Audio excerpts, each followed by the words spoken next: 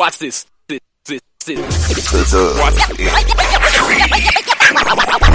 Next, football talk is a big hit. Sunday nights to Wednesday nights, we striking a match cause we lit. Y'all know the name, we call it the Dub. On Friday nights, it feel like a club. Getting that VIP treatment on the sideline, they showing us love. Great interviews, go hugs, put it in work, go good. Texas youth and high school talking to page on Facebook, hold up. Coach trying to stand on the scene, giving advice, he do what he mean. Jay Mack and Swaggy Big, rocking the gear, it's so clean. Big guys and go easy, off the easy, push easy. With my steppers, our special kids, making blitzing so easy. Trying to win, we so greedy. All our fans are so needy, cause they need to hear them talk about that club. We do it for the dub. We do it for the dub. We do it for the dub. We do it for the dub. That DF dub. We do it for the dub. We do it for the dub. We do it for the dub. That DF dub. Welcome to the Dub, number one high school podcast starring Pat O'Teasy, Jeremy McInnes, Whitfield Roderick, Coach Carr, and Ron Riser. Well, all right. What's happening? What's going on? Welcome to the number one talk show. Speak out. The Dub, baby. You heard it first. The Dub. Luke, What it do? What it what's do? going on, man? Sunday night. Once again, man, we gotta talk about it. We got a special guest, man. We got a couple of them, man. We're gonna get Coppell head coach coming in, man, and he gonna straighten it up because everybody be claiming his brother's from Pleasant Grove, and he gonna straighten it up today. We gonna find out, is he from Pleasant Grove or did he just graduate? I thought it was Sunny South. We gonna find out. Hey, man, how y'all doing, man? Before I bring Coach on, man, how y'all doing? Bless, brother. Bless. So, I'm blessed, Come on, brother. man. Blessed. Yeah, man, doing good, man. I ain't gonna lie, Coach Carr, I'm still recovering from that TABC. Being up there all day. I don't know how Swag can do it because I'm tired. Like, I'm wore out. man, that's the love of the game over there. You know what I'm saying? That's an all day thing. But hey, man, it's nice. That was the first time I got a chance to go. This team's from all over the state. It's a Yeah. nice little event. Yeah. Yeah. Speaking of schools from all over state, if you didn't see on Texas Live, they announced the pool for the 7-on-7 state tournament. We'll talk to Coach about that. I know he got his pool play going. I ain't gonna lie, man.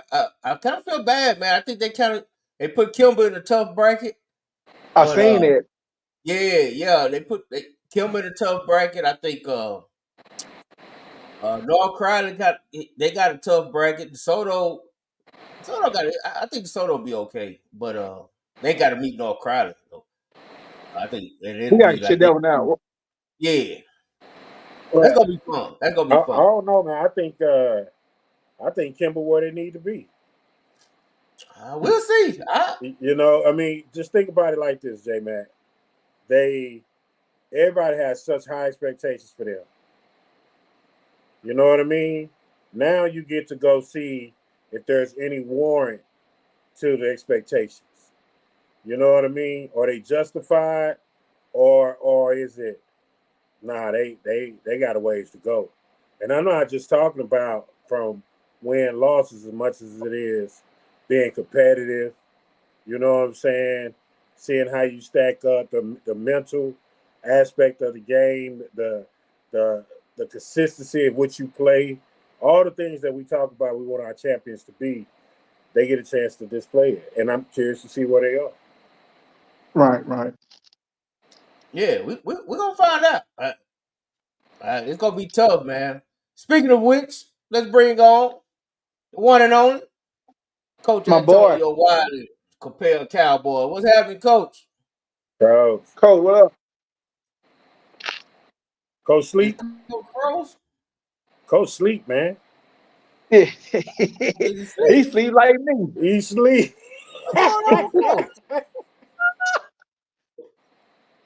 Is he? He Batman number 2. That's Batman number 2 right there. Coach, wake up, Coach. Wake up, Coach. Coach. Coach, Coach. Coach. damn. Coach. Nobody test coach. Nobody test coach. Say, let's take him out, man. Take him out. Let's bring this guest on. Damn, he knocked out. I don't think he was paying attention. God, man, that's the first. Oh, only on a Sunday night, Jack. Oh man. Let me text him and tell him again. Let me see if that got his attention. That was Now, I know wild. one thing. That's definitely Pleasant Grove behavior right there. Can you hear him, coach? Yeah. I ain't- That's definitely Pleasant Grove behavior right there. Can you hear him, Hold up, coach? Coach. Oh man. Cause I'm froze. Yeah. Hey, coach, can you hear us?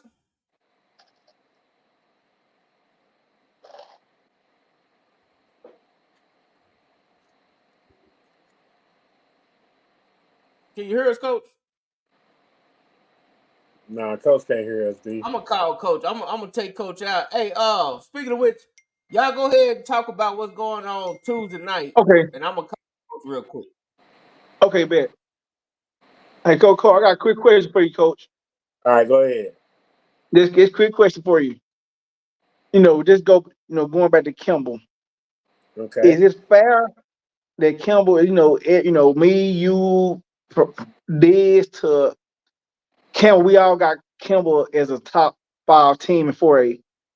Is it warranted, or do you think they need to put in the work? I know Todd believes that.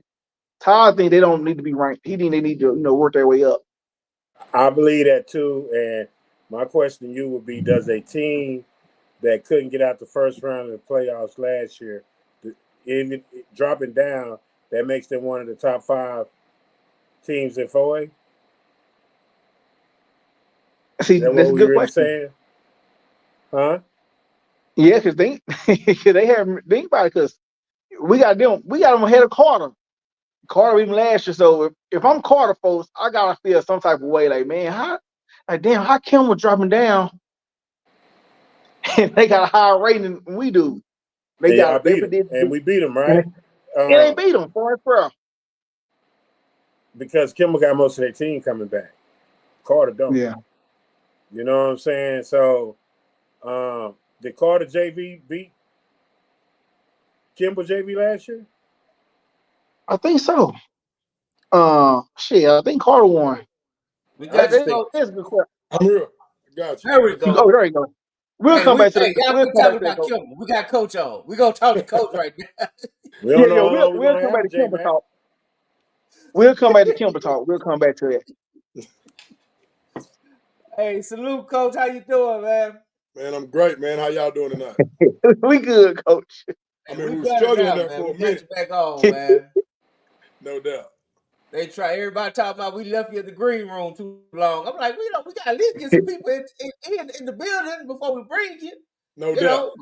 So he was in the green room at least 4 minutes. That probably was the fastest. Yeah. And he was asleep. Probably Nah. 2 of them. Nah. Say, that's a real Boy, Batman. Whoever was controlling that mute button in that video went to sleep. I'm gonna tell you that right now. Nah, we know you went to sleep, Coach. Nah, this dude wasn't asleep. You nod, you probably talking, you sleeping every damn thing. Man, you got to get it in when you can. You don't get no sleep here in a few months. Hey, I ain't mad at you, man. I ain't mad at you, Coach. Hey, speaking of which, coach, real quick, man, the parents came out for State 7-on-7, man. I don't know how you feel about it. Oh man, I ain't even looked at it, to be honest. I just want our kids to go out and ball and compete. They told me they were gonna send them over to me, and I ain't had a chance to look at it. I just got back to town just probably 35 minutes ago. Oh man, that's tell me where we at. Where we at?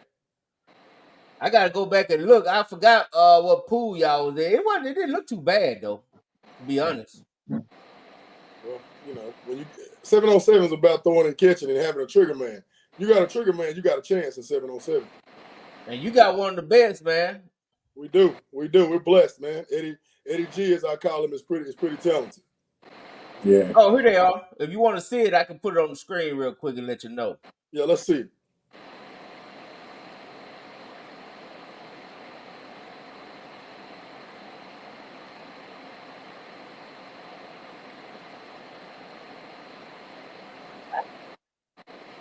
All right, here we are. They got you on pool H. Okay. Field 6. They got you with Byron Nelson, which y'all have seen them before already. They got you with Fort Bend and with Cedar Park, Vista Ridge. That's pretty competitive. Yeah, our pool gonna be pretty tough. Look like. Yeah, it's a good one. Mm-hmm. But ain't nothing for a stepper, like you say. You got somebody that can pull the trigger, and you got some nice targets too. Like he ain't got to squint his eyes to throw it to nobody. That's for sure. Nah, right. He lucky. He got some dudes that can go get the football this year. We've been blessed for the last couple of years to have some dudes that can go get the football. So you know if he shows up, you know we go as he goes. And so as long as he's going, we're gonna be just fine. And hey, tell everybody who we talking about. Edward Griffin, our quarterback. You know, I mean, just committed to Baylor. I mean, no, it took them too long, in my opinion, to find him. But you know, they found him. That's all that matters. And he's a highly intelligent kid that doesn't make mistakes with the football. That's the main thing. That's all that matters. Yeah. Somebody, DF Dub Guru say the mighty Pleasant Grove Trojans. You No doubt. Salute. Spent a lot of time behind that Salvation Army practicing. You know what I mean? Okay. So we're gonna start right there, Coach. Just background about you, man. You know, where you from, and just kind of catches up to speed to how you all the way up to how you got to Coppell. Oh man, I'll make it brief. It's a long story, but I'll make it brief. You know, obviously I grew up right there in South Dallas, went to Dunbar Elementary. Left there, we thought we were moving up. We moved to the Grove. You know, all you did was went and graduated. I went to Florence, graduated from Samuel. You know, played on the 2000 team that beat Highland Park in the first round. You know, when everybody said we was gonna get dubbed, we found a way to win that one. And then I also played on the 01 team that went out there and laid an egg against Ennis in that second round. I mean, in that same 2000 team went out there and laid an egg against a real good Ennis team that put it on us. But I graduated there, went out to New Mexico, played a little college football at Eastern New Mexico, left there. Started my coaching career at a little bitty town, community high school, Nevada, Texas. You know, that the head coach there, Brian O'Neill, I mean, he hired me. I wasn't certified. He found a way to get me in. He needed a DB's coach, and I needed a job, so he found a way to get me in. You know, long story short, left there, went to Poteet, was a DC there for a year. Went down to Lake Travis for 3. Played for 2 state titles, won 1, and then left there. Went to Louisville as a DC for 2 years. Played pretty lights out defense, pretty solid, and got the job at Hershey. You know, and from Hershey, I ended up at Coppell. Just kind of that carousel that takes place as a coach. Man, so you left the DC at Poteet and took a position coach at Lake Travis, or was you the DC there? Nah, I was a position coach, man. You know, we had some things go wrong there. I'm just leave it at that. You know what I mean? Nothing of my fault, but it happened. You know, I got no ill will towards anybody, but blessing in disguise, because you end up going down to spend some time at Lake Travis with Hank Carter and them and learn. You see how it's done in the championship program year in and year out. You know, if you learn how to be a sponge and work your way through, you'll pick up a lot along the way, and that's what I did. Okay. So what is it that attracted you to Coppell? Because I know we've talked before, a couple times we've met. You was doing real good at Hershey. You probably left a championship team. Yep. That was probably ready to take over and win one for you. So what was it about coming back to the Metroplex that brought you back? Man, it's home for one. You're back close to family. That's the first thing you get. But no, when you start talking about the career, because I'm kind of a loner, I can stay anywhere and be just fine. The idea of being a one-horse town, you ain't sharing resources. You're the only show in town on a Friday night. Ain't nobody else. Nothing else matters to the people of Coppell but the Cowboys. When it's that time, when 7 o'clock hit Friday night, everybody's there to watch your show. You're not splitting between 2 or 3 different high schools and having to fight for fans, and not even talk about the fundraiser side of it and all that. The way if you're in a multi-school district, you got to watch it because some of y'all hitting the same businesses and same people over and over and over. So the idea that because it's a weird story, man, because like you said, I left Hershey, and I think we had the team there to possibly win it all when I was there coming back. We just lost to Stephenville by 3 in the semis in 4A Division I, and we dropped to Division II. And but how often do you get the chance to go be at one high school town in the middle of the Metroplex? Everybody told me, hey, you can't win there. They ain't got the kids no more. The demographics didn't change. I think it was a challenge, but the men that I hired and the people that came along in the community, they all jumped in the boat, and everybody, we found a way to turn it around, faster than most cases. Yes, sir. B. Rod, go ahead. I know you got a question for him. A quick question for you, Coach. And most people pods, Coppell is a top 15 team. On Coppell best night, is Coppell capable of beating any team in the state of Texas? If we do a hell of a job coaching and our kids do a hell of a job executing, we're gonna be there. We got the kids to go out and compete with anybody. Obviously some teams got more talent than others, and you got to look up. So you got to catch them on the right night. You got to play solid football. Your kids got to execute. Coaches got to be on their game, and absolutely, we got a chance to beat anybody. Yes, sir. That's all I got. Yes, sir. I know Coach Carr ready to talk to you, Coach. I know Coach. I'm gonna be honest, man. I mean, Coach Gates and Coach Todd might be worried because you fastly about to be Coach Carr's favorite coach. It's about to happen. I'm telling you, it's about to happen. Look at him. You just look at his face. I'm just telling you. Hey, Coach. Them dudes ain't got nothing to worry about. They in their own lane. I'm gonna stay over here in my lane. They can stay in their lane. Coach, I'm in everybody's lane, Coach. I like it, baby.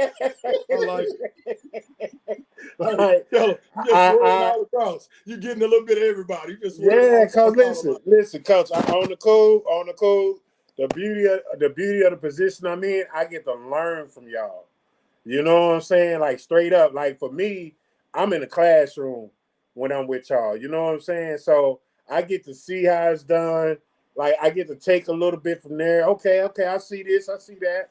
I see how they building their program because I'm huge on team building, right? I'm huge on organizational behavior.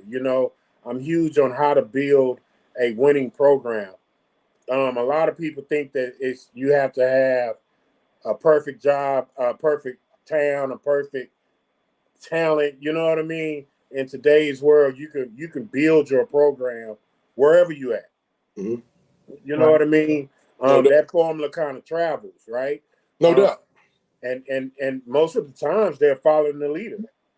You see what I'm saying? So my question to you is, tell us what your 3 things that you do, your top 3 things that you do. If it's more, say it's more, that you take into account when you're starting to build your program. Man, first step of it, obviously is you got to get them to buy in. They got to believe in you. When you say something, they got to think it's the gospel. And I mean, I tell people all the time, the mental part of the game is the biggest part of the game. Some coaches spend so much time beating on kids, in my opinion, and telling them how bad they are and what they're doing. You better start being positive with them and building them up a little bit. When it's time to chew a butt because they didn't do it right, you absolutely do that. There ain't no doubt about it. My kids know I'll meet you on the numbers. You're doing it wrong. And I'm going to chew you all the way till you get to that water cow on the sideline. Then I'm going to turn around and walk off, and I'm going to come back and get you again because I feel like I didn't get enough. You know what I mean? But that's my personality. And, to Coppell's credit, they've allowed me to coach the kids hard and tough. And then the next thing about it is the weight room. There's no substitute for strength and power. I'm just going to be honest with you. That weight room is the great equalizer because you're going to run into some people that are better than you talent-wise. They're going to be more talented than you. But you can equalize it when you put your hands on people and they move because you've dedicated to that weight room. Yeah, y'all dedicated to legs, Coach. Y'all do legs. Yeah, we seen them players, Coach. Yeah, we seen them players, man. No doubt. Well, Y'all ain't missing no last session. we're gonna clean and squat None. with the best of them, man. That's what we're gonna do. You know Hey, what I mean? y'all don't have leg day. Y'all got leg days. Days, Coach. Look. Every day is leg day, J Mac. I'm For telling real, you, Coach. for real, J Mac. Hey man, it ain't that bad. But you ask my kids, they're gonna tell you we're gonna squat. We're front squat, back squat, goblet squat. We're gonna do it all. You know, we're gonna find a way to make sure that we you know, that's the biggest, like I say, one of the greatest equalizers is being able to match power. You know, I think, you know, my first year we went 9-2, and the two teams that put it to us and beat us were teams just went out there and said, we're gonna come right at you and make you like it. And physically we couldn't stand up to it. So, you know, we had to go back to the lab, find a way to get bigger and stronger. And to our kids' credit, they committed to it. And that's what we did. So, you know, after you get the commitment, the buy-in from the kids, the community, everybody, and then you get the weight room piece going. The next most important part, I think, is surrounding yourself with men that have like-minded men with the same vision who's going to go out and preach the vision. And what I mean by that is I don't want a bunch of yes men. That's not what I'm looking for. But what I want is guys that when we leave that room, whether we agree or disagree, we're going to all be on the same page when we go talk to our kids. And there's no division, because when you end up with division, you end up with division amongst the kids, because they're going to back their position coach. So you try to keep that all to a minimum. Yeah, because 2 times 2 is 5, and that's what we say it is. That's what it's got to be. No matter I don't want to hear your logic behind it. No, I don't really care. Yeah, no, it's 5, all right? No doubt. So, hey, Coach. Make them believe, man. Right. Got to make them believe. Coach, you know, I think, go ahead. No, go ahead, finish out. You know, I think when I got to Coppell, don't get me wrong, the staff before me had some men on it that were great men, but I think, you know, it just kind of had lost its way, It's kind of, you know, a program, every now and then people need change. And I think I got that job right when the kids were primed for change. They were ready for change, and they just jumped in with both feet. And that's kind of what's led to the success we've had so far. Yes, sir. Now, I just wanted to just say real quick, the homie right here, the DFW Guru Media, the guy that knows you from the Trojans, he said they're doing an interview for a documentary with the Trojans, and they want to, you know, catch up with you. So tell him I'm in. Sign me up. There you go, homie. There you go. Sign him up. Hey, so speaking of Capel, man, like, what? I'm gonna steal a Willow question. What was your first hire when you? Coach. See, that's what you get for jacking. Right I was trying to jack Willow question. Willow question. But now since you back, I'm still gonna steal it. Yeah, but you didn't even let me get through answering my question. But go ahead, Phil. It's Sunday. Go ahead, Pat Bautista. I mean, J-Mac. Yeah. Hey, let me get my pat on. I'm gonna jack this question. Yeah. What was your first hire and why? Now I'm back to Willow. You know, my first hire was my DC, and people think I'm crazy, but it was a guy that could get out of his contract right now and come with me and sit down and just, because when you walk into any place, you got to have somebody you trust with your life. You know what I mean? That you know when you walk out that room, they saying the same thing you said before you walked out. They're not talking a different language. They're not preaching a different message. And then after that, it was my OC. And I think really my OC was probably my most important hire. I just couldn't find the right one. I was real patient about that hire, you know, because I had 2 PE spots, so I knew I didn't have to be in a hurry to hire it because I had 2 or 3 PE jobs to work with. So I got it done, and I made it work out for my staff. Now, you know, as you know, my offensive coordinator's done a great job, and I've been blessed to keep him because people have tried to get him. They tried to offer him a head job, and he stayed put to his credit. He's been locked in. What's his name? Heath Narragon. Heath Narragon. Okay. Yeah, he was the OC down at Lampasas. I hired him from Lampasas when I first got to Coppell. You know, I looked at the scoreboard. People score points. I want to know where they're getting the points from. So, and I went and looked at it, and I knew, you know, because this is the deal. I know we wasn't going to out-athlete everybody. I knew we were going to have to scheme some people. So I went and found teams that had people the same way where they were going to have to go out and out-scheme some people. And I made some phone calls to some people I knew, and they told me to call him. And the crazy part, he sent me his resume, and I looked at it, but I don't know him, so I ain't going that route. You know, and then when I reached out to some people I knew and his name came back full circle, I called him at 10 o'clock at night. I said, man, can you come here? Can you be here tomorrow to come see me? Because he was going to talk to another school that evening. I said, can you be here in the morning to come see me? He said, yes, sir, absolutely. And he was at Coppell at 8 a.m. that next morning, all the way from Lampasas. Where's that bar? Where's Lampasas bar? Liberty Hill, Austin area. Okay. But he's a Louisville boy. He graduated from Louisville High School. Okay. Man, that's smart, Coach. It seems like you kind of did like Willow was talking about. It seems like you kind of, through your journey, you were ready when you. I mean, obviously you were ready when you was at Hershey, but it seemed like you even had a bigger plan in place when you took that sort of the next step job. Not trying to demean Hershey, but I'm just saying when you kind of went up. It seemed like you just had. Am I correct about that? Like you had your plan ready when you took that like big 6A job. Man, I think you run every program like the same way a little bit. Just only difference is numbers. But a man without a plan is sure to fail. So I always, that's my thing. I'm like, okay, if I get this job, where am I going? So when you start the process and you start talking to people at the place about the job, you go ahead and start that process of looking for people who you're going to bring in and how you're going to get people out of their contract and will they be able to go? Because the faster you can surround yourself with your people, the faster you can get your message preached and the faster you can get kids on board. Yeah. It's I always said that too, man. Like, I'm going to go find the guy that has the least amount of talent that's putting up the most points. Because it's something in that, right? No doubt. There's something different in that. He's getting guys who is not as talented to buy in. So what happens when he gets his hands on better athletes and with better talent? You know what I mean? That's how I look at it. I didn't necessarily care if you from a big time program. That doesn't bother me. You know what I mean? Like that doesn't. If you're from a big time program, chances are you got a head coach that already has a way of doing things that superseded you, because he can continue to win without you. You see what I'm saying? So that coach has it. It's being able to find that guy that's from somewhere that you've never heard of, that's putting up 42 points a game. You know what I'm saying? And he ain't got no D1 players. I think he had. I think I went back and looked. His first, not the year before I hired him, but the year before that, he averaged like 50 plus a game, and then he averaged 40 plus in the next year when they were supposed to be a little down. So the way I looked at it was, and when I'm interviewing an OC, because that's my biggest hire. I'm a defensive guy, so if my DC don't work out, strap your shoes up, coach. You got to go to work.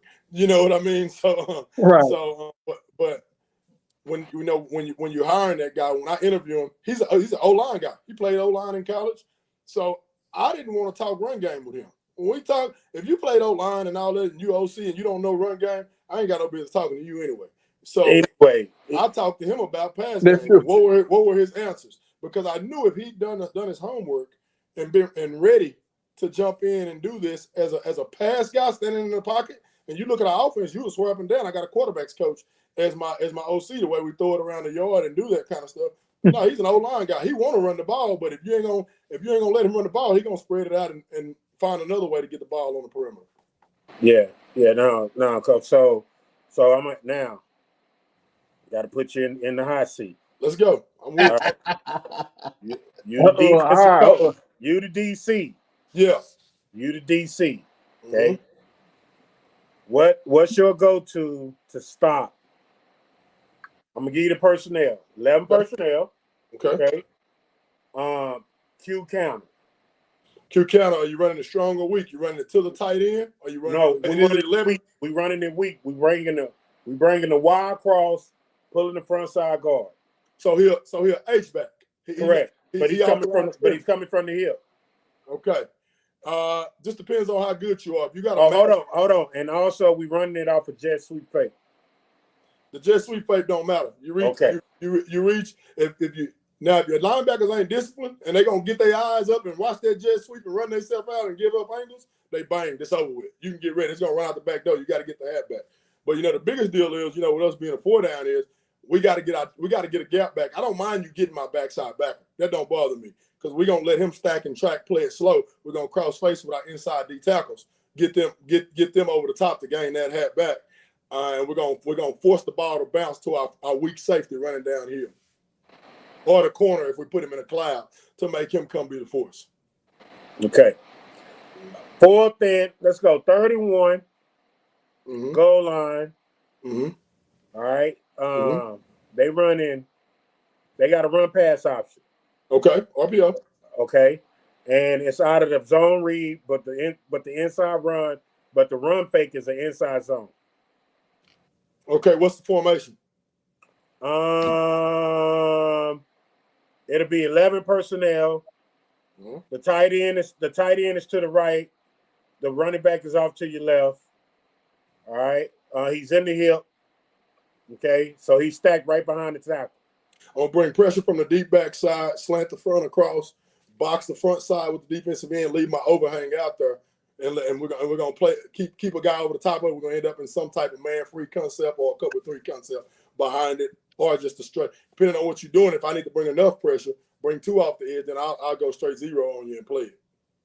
Now, when you have a running back that is really good and you have a quarterback that is okay, in your game planning, do you say, okay, I'm gonna take this running back out the game and I'm gonna make the quarterback beat us? So is the quarterback a dual threat kid, or is he just okay? Is he okay at running? Is he okay at passing, or both? He's a better runner. Okay. And he's a lesser passer. Okay. So I'm gonna make him throw the ball. Okay. I'm just gonna be honest with you. We're gonna chase the running back. We're gonna make him throw the ball. I'm gonna let my DNs chase when they read him. We'll sag the back or backside and keep him there. But we're gonna make him throw the ball. We're not gonna commit to stopping the running back. And when he pulls it, we're gonna make him throw the ball. We're not gonna run at him. We're gonna corral him and make him throw it. Do you take your kids, like, do you teach your defensive line to read the formations? My D line, everybody else behind them line them up. The only thing a D line is looking for is a 3-man surface. If he's got a 3-man surface or a tackle over, he's gonna point it out, tight end right here, tackle over, give us a short edge. If you give me a short edge, I'm gonna make that tight end have to block somebody. You know what I mean? So let me speak for the D-line delegation. Okay. All right. If you teach them the backfield formation, it makes their job easier because it determines how they get blocked. Mm-hmm. The blocking. I know the backfield set because that's how they align. We align our running backs. I ain't talking I'm talking about receivers. They don't care nothing about receivers. No. I'm just talking about backfield. I'm talking about formation. I don't care if it's trips to the boundary. I don't care. None of that. You know what I'm saying? I'm just talking about. Our D-line knows that. Yeah. If that running back set deep, we know what type of run you're going to get. He's in pistol, we know we're going to get. He's in sidecar, we know what the options are. You know what I mean? They're going to know all that. And they don't know how we want to play it weekly. We change that based on who we're playing. And we'll change where we're going to put our 3-and-1 based on who you are as a team, inside zone, outside zone, that kind of stuff. Okay. How do you like putting your one if it's to a 3-man surface in a 2-hour or in the shade? We play 2 hours. Y'all play 2 hours regardless? We play 2 hours unless I give a nose call. Oh, okay. 2 hours. And then nose call, they just line in the shade or they shift there. I give him a nose call, he's gonna slide over and he's gonna be in the shade. Okay. When the ball snaps. No, he's gonna be there from the start. Oh, that's what I'm talking about. When the ball snaps here, he'll already be in the one technique. Yeah, he'll already be there. Okay. Good job, Coach. I like you, man. I knew it. Man, Coach, you killed that, Coach. You killed. Man, Coach, let me tell you, man, Coach Carr is a bully. And he always be. I'm just saying, man. I mean, go ask your boy, because I still think he owed Coach Sam an apology. I think he took it way too personal. Did he get after Sam? No, he got after Sam, dog, because all Sam said was he felt that the Arlington district that they was in, he said he would compare it to the Big Ten. I'm a no comment that. That's my boy, man. See what I'm saying? Me and Sam go back, man. That's my dude. He coached linebackers when I was at Poteet. I ain't doing that. You ain't suckering me into that. That's my man. See? That's my man. If he says it's the Big Ten, it's the Big Ten. Dog, what y'all want me to do about it? I hear you, Coach. Nah, we good. The problem is, Coach, because I was like you. Y'all may have misunderstood what he was saying, man. He may be talking about the style of football being played. No, he might not have been talking about what y'all talking about. Nah, Coach, you know, hey, Sam, my guy, he my guy too, man. He's a great guy. But and B. Rise, it didn't bother him either. But the one guy that actually played in the Big Ten seemed to got offended. Hey, so I wish I could have been there to see that one. That one right there probably got pretty good. I had to see that one. Coach, the man said, "Y'all not the Big Ten, y'all the SWAC." So he just hit him with a gut shot fast. Well, Coach, we're not gonna sit around and play this game. We're not gonna do that. Hey, Man, man, I'm not gonna prolong that kick out. gloves off. Yeah. Hit him with the Tank Davis uppercut. I mean, just All right. Yeah. like it's over with. I ain't gonna play that game. Early Tyson. 15-3 so we just gonna come out swinging. No doubt. I ain't gonna lie, man. That killed me. I was like, "Hey, it ain't that serious." Go. No, but which SWAC is it? Is it Deion and Jackson State? All right, so Coach, it don't matter.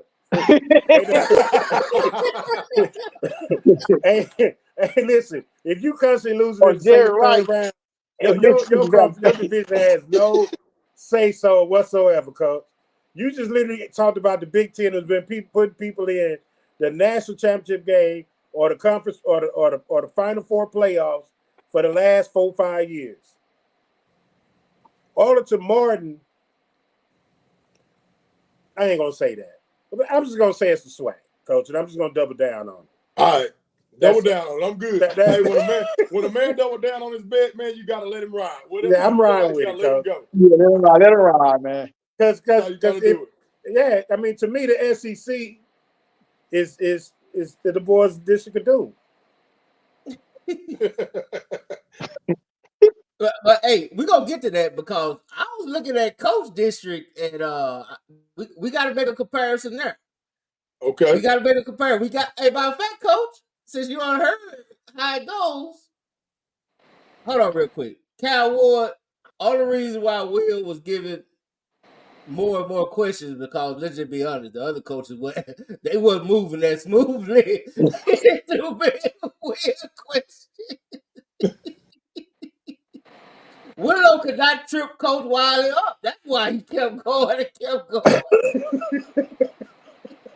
Yeah. Hey, so Wiley said he just touched down in town and he ain't happening. Coach said he done read the memo. Well, I don't say enough, please. So I know it's coming. You get ready. But Coach, talk to us about your district, man. Okay. I just looked at it, man. You got Braswell, the homie Luster up there. You got Geyer, Louisville, Flower Mound, Hebron, and Marcus and Yeah. How you feel about that? How you feel about your chances of coming out on top? And hey, man, in the spirit of Willow, what conference do you compare it to? Oh man. I don't know if you want to. It's hard to compare a high school football division to a college conference. Different world. Yeah, I don't get to bring my kids in. Whatever comes through the door, that's what you got. Now Hold on. That's what they say. But go ahead. Listen. Whether you holler at somebody or not, they still got a choice whether they show up. Let's just be honest, man.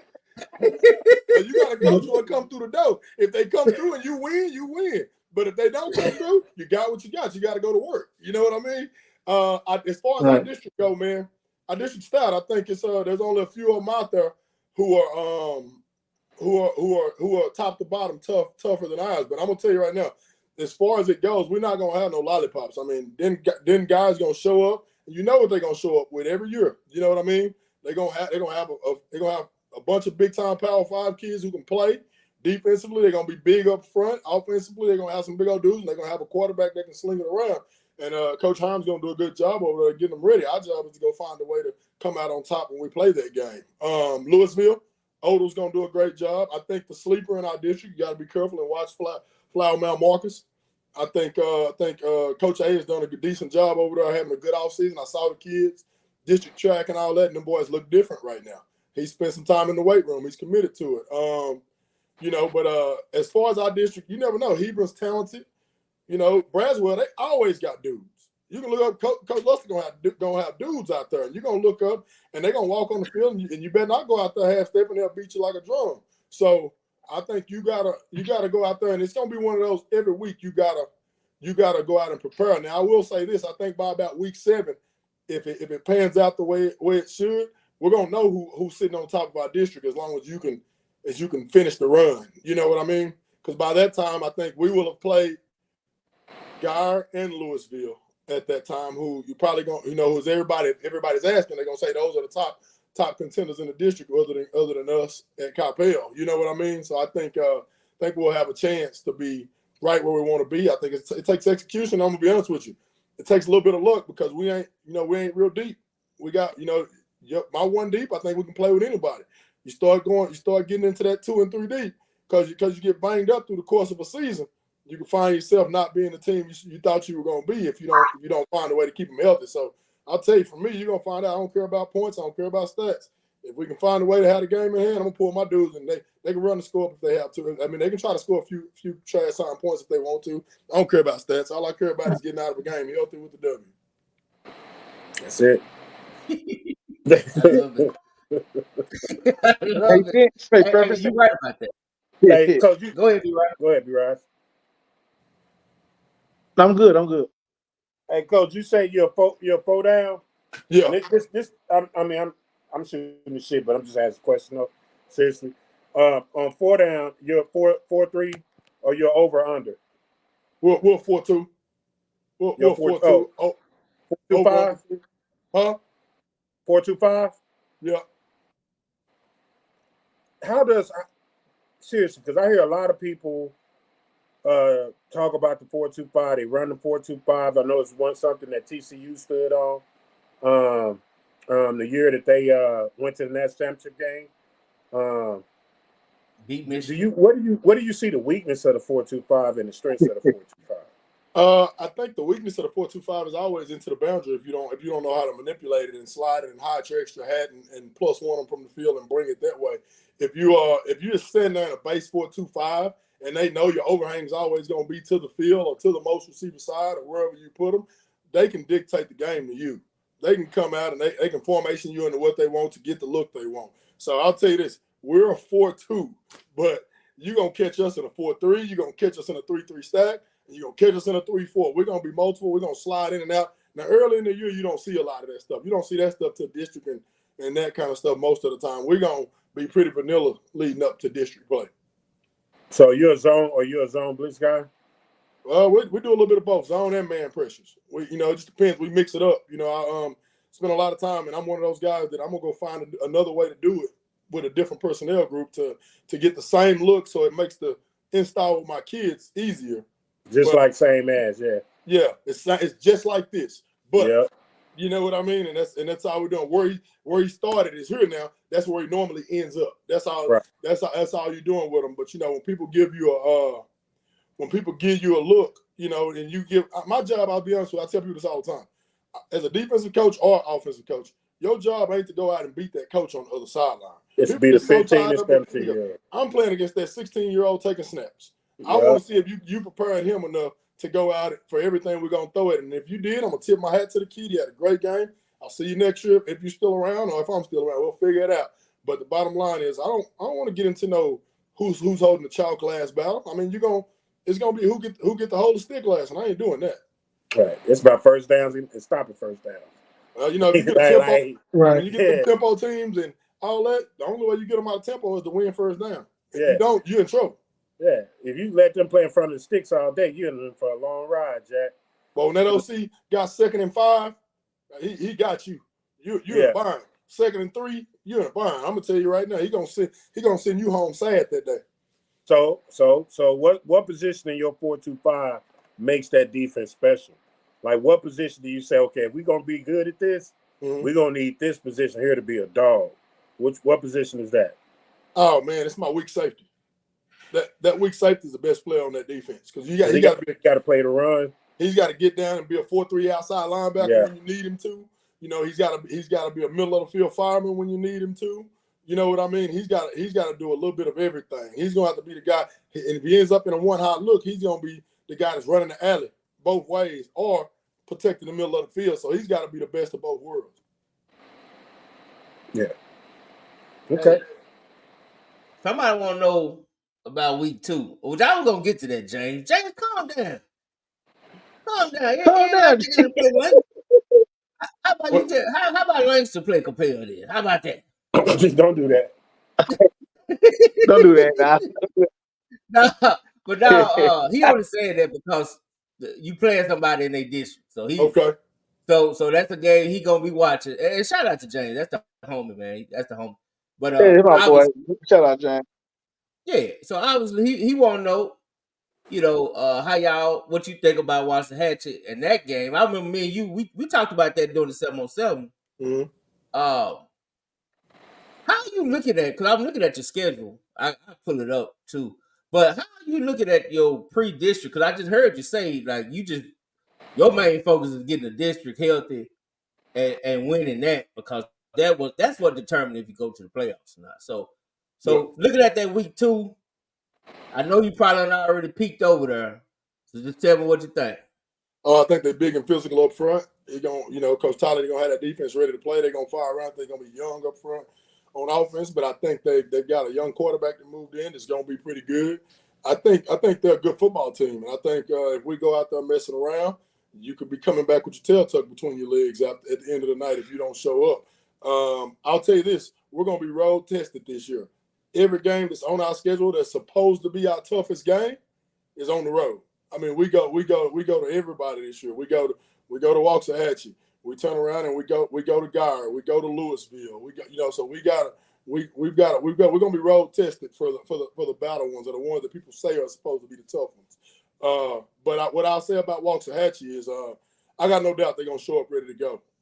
And Coppell will show up, and we'll see where we are when the dust clear. But I'll tell you, it's gonna be a good game, and I think we got what it takes to win. But I think at any given day they can beat our butt and send us home. I think so. It's gonna be two teams that have ample ability to beat each other if you don't show up and take care of your business.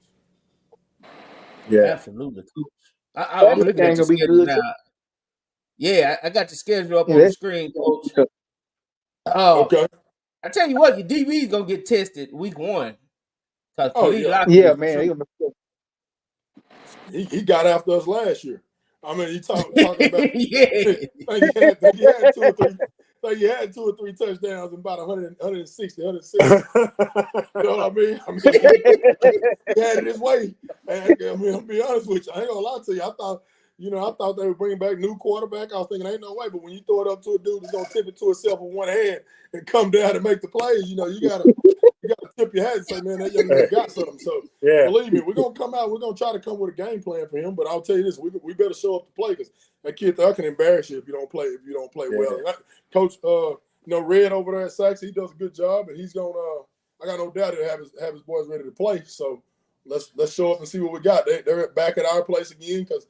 And so we'll go to them the following year. So he's at our house. We brand new turf. We'll break in a new turf against them. Okay. Okay. And they give you something. Well, you won't have no problem getting your players' attention, because y'all already know what's coming in. What's coming in the house. So that's a good thing. Right. And then, like we said, we talked about Waxahachie. But I'm looking at your week 3, Coach. Y'all got the Michigan of Arlington football. Arlington Bullet. See, stop that.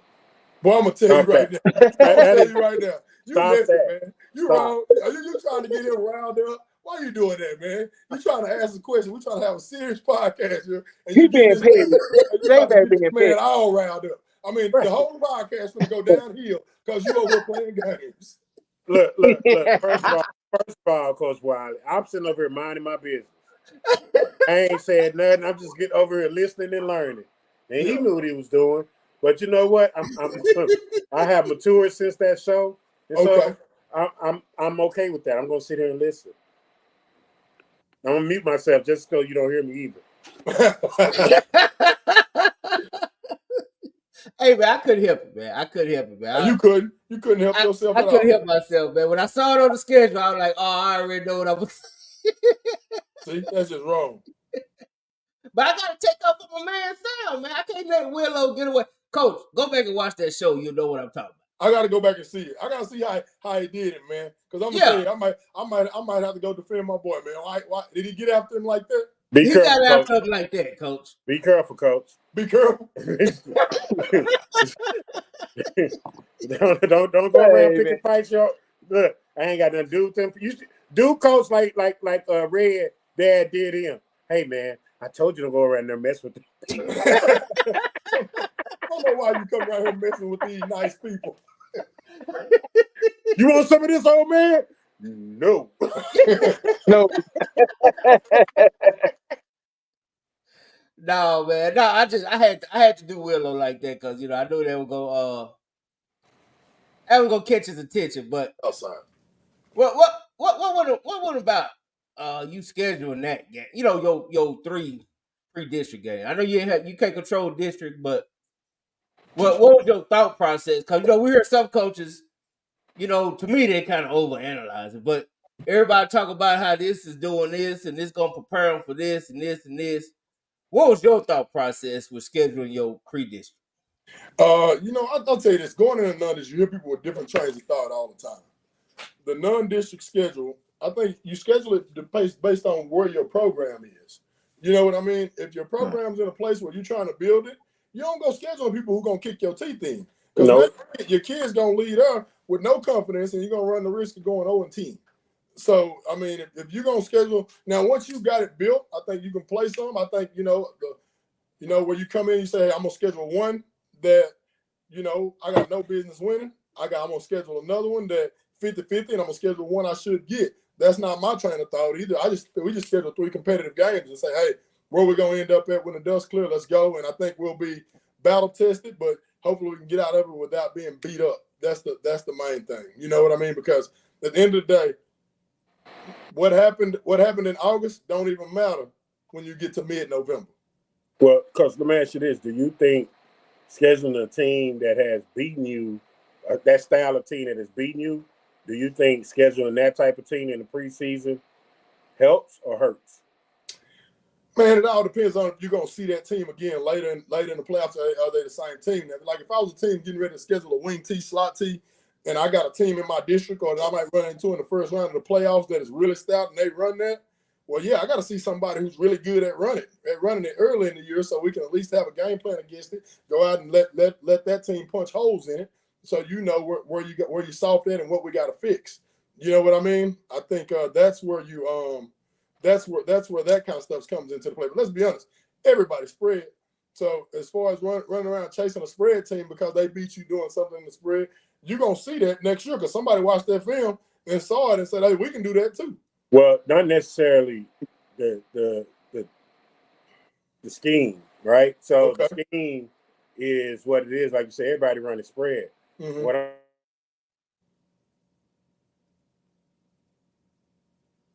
He froze up. Those teams, like those athletes that I don't see in my district, or that team that's big up front, but I don't see that team in my district. Mm-hmm. You know what I'm saying? I only see this team in the second, third round. Mm-hmm. You know what I'm saying? Do you not see value in playing a team like that earlier in the year and seeing how you stack up? And the things you probably need to work on to get to that level? I think playing a team like that is good. I'm not playing that team. Right, no, not that team. You know what I mean? Saying like, I think absolutely there's some value in scheduling somebody. If you don't see athletes in your district and that kind of stuff, I think you 100% you need to see some. Because the bottom line, the first time you see elite speed is in the playoffs, it's gonna be a problem for you. And by the time your kids adjust, you down 21 points because them dudes flew by you 3 times, whether it was a running back hitting the crease running, or if it was a receiver just running by everybody and getting off. You know what I mean? I think that's one of those things. So no doubt there's value in seeing that if you're not gonna see any in your district. That's my biggest argument. And to go back to what you're saying, Coach, listen, NCAA football finna come out. Did you play that at all? Oh yeah, all the time. Coach, did you play it on Dynasty mode, Coach? No doubt. My Dynasty was the truth. You better quit playing. All right, Coach. So Here's what's about to happen. So I've been telling all the coaches this, and it's value to it. Okay. So it comes out in July. Mm-hmm. Just know that you're gonna have some kids and some coaches that's gonna be forgetting what they got to do on the football field because they're gonna be up all night playing it, and you might be one of them. But I ain't with it. I ain't with it at all. You ain't getting me on that.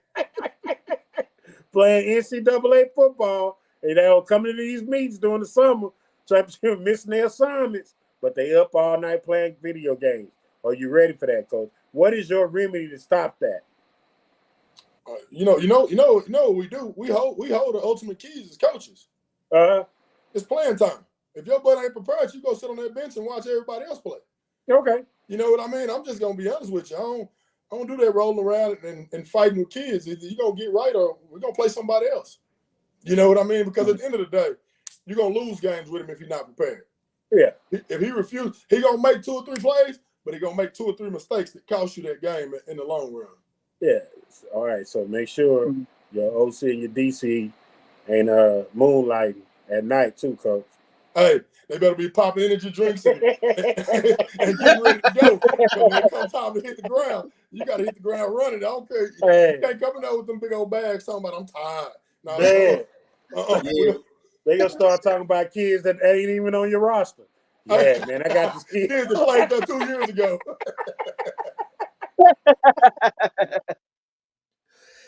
Hey, man. I don't know, Coach. All y'all might be in there talking about what you gonna do when you walk in and everybody talking about the Madden game last night. Talking about what? Talking about Madden. How they were playing Madden last night. Man, listen, my kids know.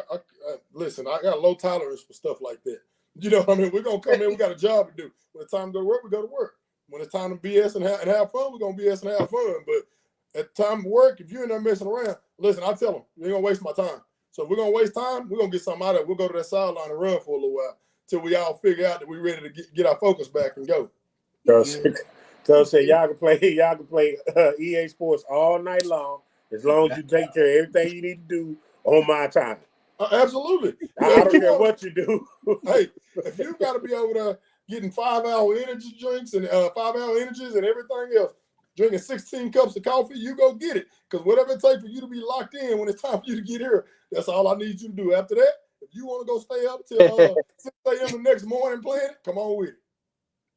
Hey, Coach, is Adam the team that beat y'all? Who beat y'all to put y'all out the playoff last year? Byron Nelson. Mm-hmm. Okay. What is it that you learned from that playoff game? Byron Nelson got beat by 80. Ain't get beat by no damn 80. I'm just saying. I'm just saying, Coach. Coach, I'm gonna put it to you like this, man. This was Byron Nelson. Yeah. Last time I saw Byron Nelson, this is what they were telling me, right? I never want to say I'm sorry. Yeah, about 40. About 40.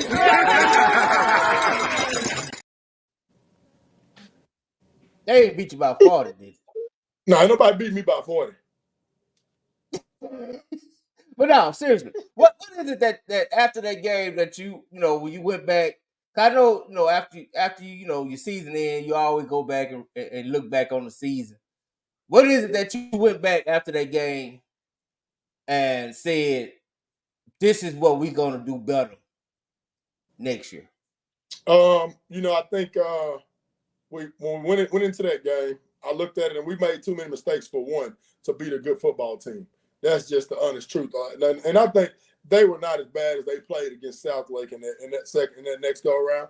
Don't get me wrong, Southlake, the Dragons are always good. They show up, they're always ready to play. And in early December, mid-December is their time of the year where they play their best football. I think Nelson went in there thinking that since they beat them already by 17 or something early in the year, Southlake the Dragon was dead, and they was just gonna walk out there and beat them again. And I think it's funny. I talked to Coach Dodge. I called him and asked him about them. And he just told me, Coach, they're talented. They do. He wouldn't give up no trade secrets because they're in the district together. But he was definitely like, Coach, I think I would attack it a little differently the next time I played him. And to his credit, I think he did that.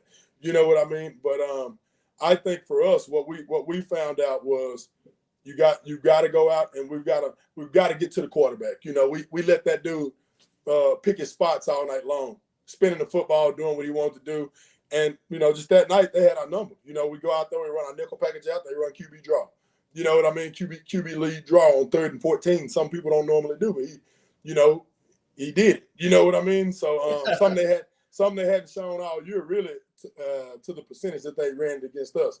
You know, and so I just learned, you know, to come out and make sure that we got our kids ready to be multiple and give guys a different look and be more aggressive up front and get after the quarterback. You know what I mean? Yes, sir. Yes, sir. I always wondered that because I'm a believer that to be a champion, you got to go through these phases, right? You got to take the steps. Ain't no shortcut. You know, I believe in taking the stairs. So every loss, you got to learn from it. So when you come back against that, Right.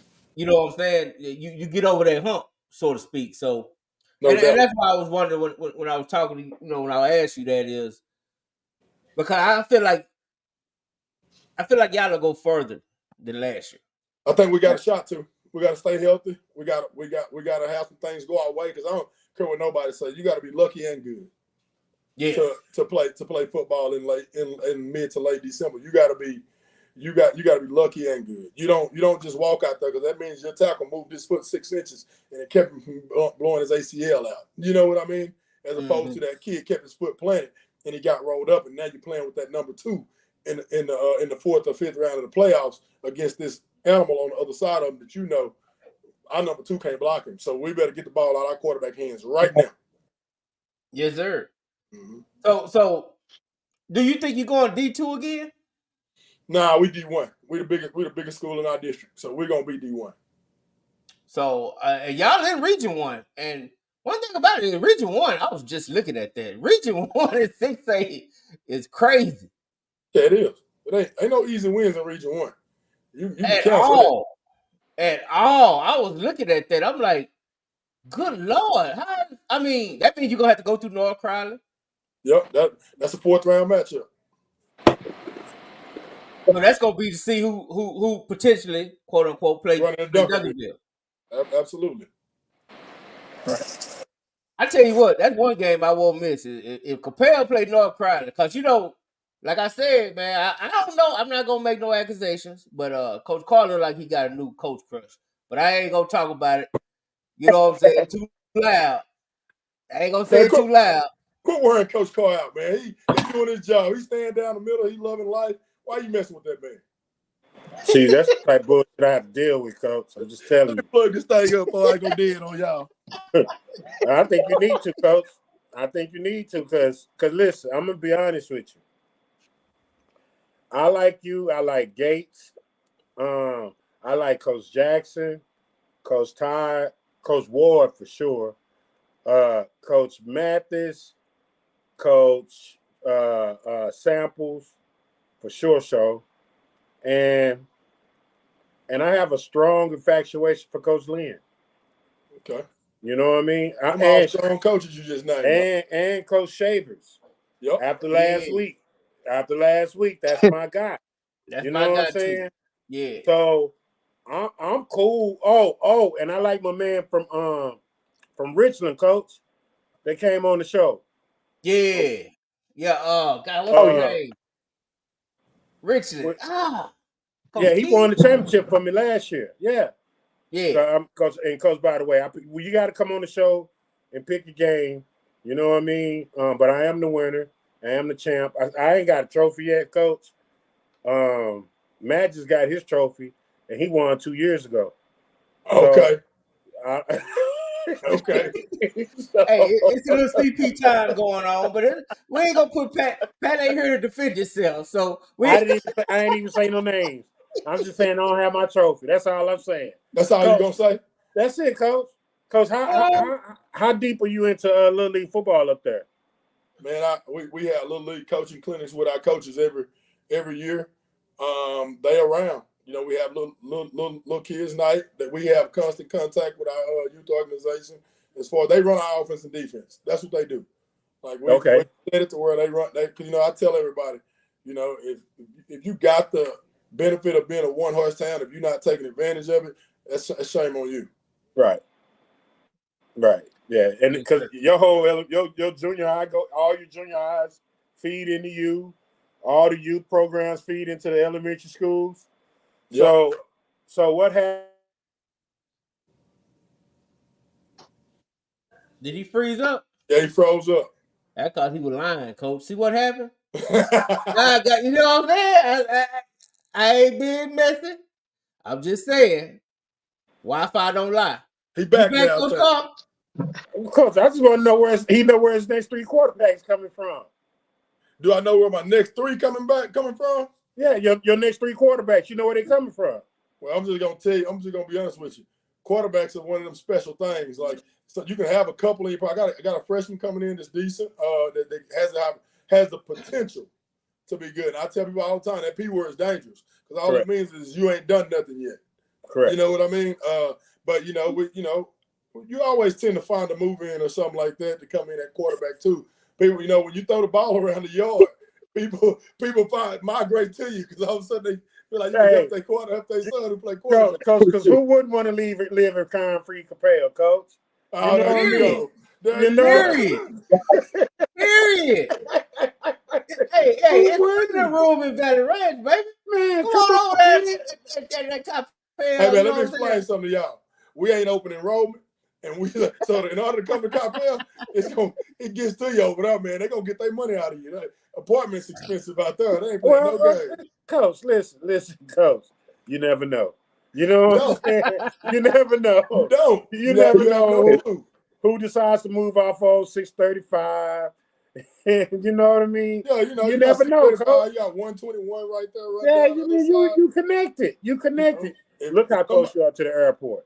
So if people want to get out, they can do that. And there's some loopholes in there because we got a couple houses in Carrollton that's still zoned to go to Coppell. Some in Irving that's zoned to go to Coppell, Louisville. So I mean, you can find your way. In other words, you can make it work if you want. I don't know if I can make it work. They can make it work. You know what I mean? That's what I'm saying. Not you, Coach. I'm saying they can make it work, right? If you're trying hard enough, you can make it work. Okay, that's all we want to know. Hey, Coach. Hey.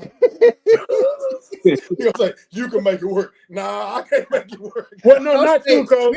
Not you. Fix this language. We gonna fix this language. No, not you, Coach. Not you personally. Yeah. I'm speaking like if I'm talking to a person that wants to go to Capel, hey, you can make it work. You know what I mean? They can make it work. Not you, but hey, that person. Tell them it's a great education. Coach, and great living out there. They still got them wings out there on Tuesday night. Which one? Well, isn't what's over there by in Capel? Is Old Cowboy Cafe over there? Oh, you talking about the because they right down Valley Ranch and Capel next door to each other, right? Yeah. You talking about Coppell Deli? Oh, they changed the name of it. Yeah, Cowboy Cafe ain't there no more, Willow. They left with the Cowboys left. They left with Irvin them. Man, when Jerry them packed up, everybody left. Oh, everybody left. They went with Jerry. Yeah. Hey, man. Okay. Hey, but Carl, I tell you what, you definitely a friend of the show. You one of my favorites, and one of my other favorites. Cause see, I like the coaches that's leaders, and you obviously is a leader of men. If anybody ever seen you out there with your team, man, I was surprised. I ain't gonna lie, I was like, dang. Like Coach walk around like it's respect. Like it's like military respect when he out there. Like, did you think? I mean, before we go, because I got we got Coach McHugh on. Was you expecting that though? Like when you got there, was you expecting that you would be accepted pretty much like that? Well, I'm just gonna keep it a buck with you. During the interview process, it all went great. I called Coach Capel, our athletic director, and I said, "Hey, let me explain something."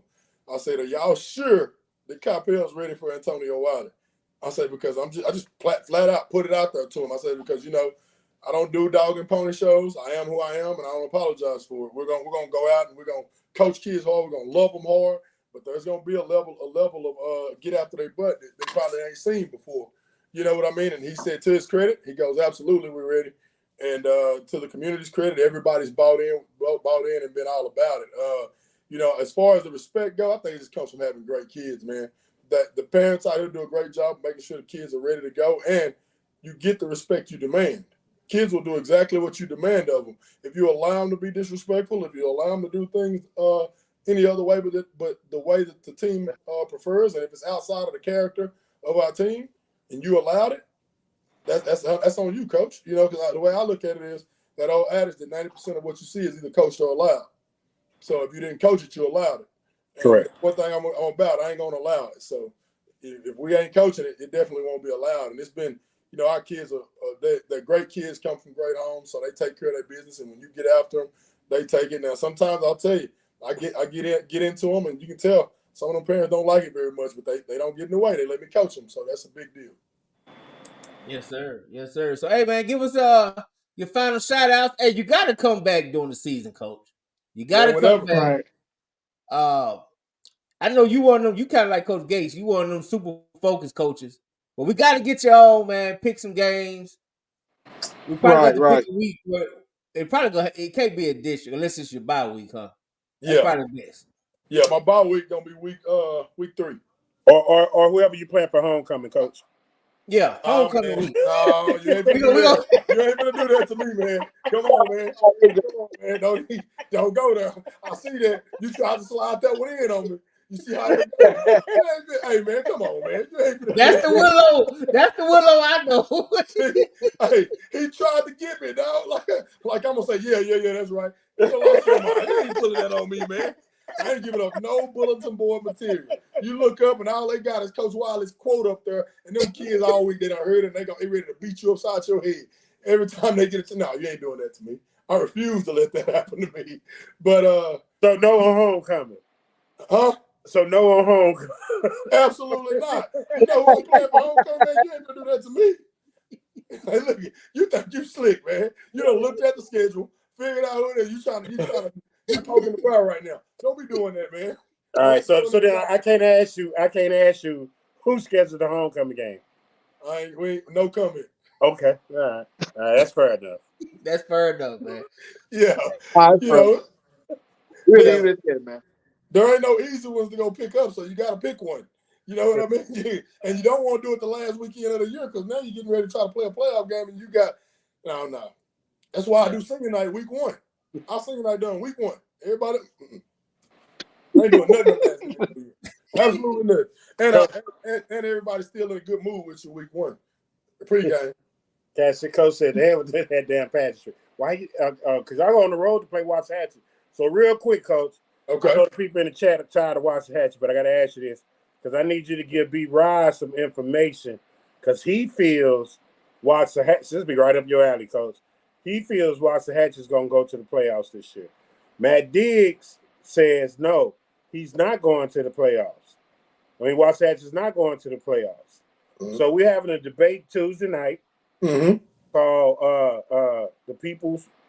What was it called, J-Mac? The People Have Spoken. The People Have Spoken. Okay. And they're going to debate it. So is there anything that you can help B. Rise with to give him the ammunition to say that, hey, Waxahachie is going to make the playoffs because of this? Man, I'll be honest with you. I think Waxahachie got a good chance because of that defensive front they're going to put on the ball. They got two solid D linemen up inside, and when you got big boys up front that can help control the line of scrimmage, you always got a shot.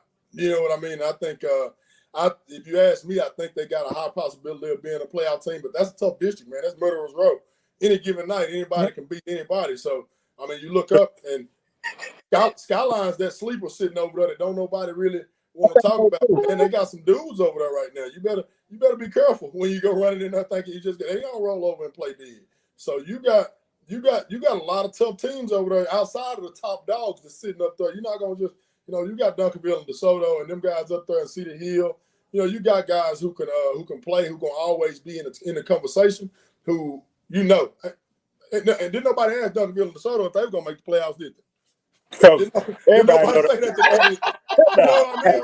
Let's be honest. Ain't nobody asked them that, did they? No, ain't nobody gonna ask. They just trying to figure out. You got Lancaster coming up to that district, who solid football program, who got kids who can play. So I don't know how fast the adjustment. I know they played some 6A teams in non-district and stuff like that from time to time, but it's still an adjustment. you know what I mean, to play Friday night in that world all the time. So I say, do I think they have a possibility? Absolutely. Do I think they're a shoe-in or a lock? Absolutely not. I think, you know, any team in that district outside of them, you know, the top 2 favorites in that district, ain't nobody 100% locked to go play. I mean, because every week, if you don't show up, you're going to get sent home with an L. Thank you, Coach. Because we want B-Rise to put his best foot forward. I want to know what he got. You know, he on it. So he been doing his research. He know the roster. He got everybody ready, huh? Yeah, because Coach, we got to give him every advantage to beat Diggs, Coach.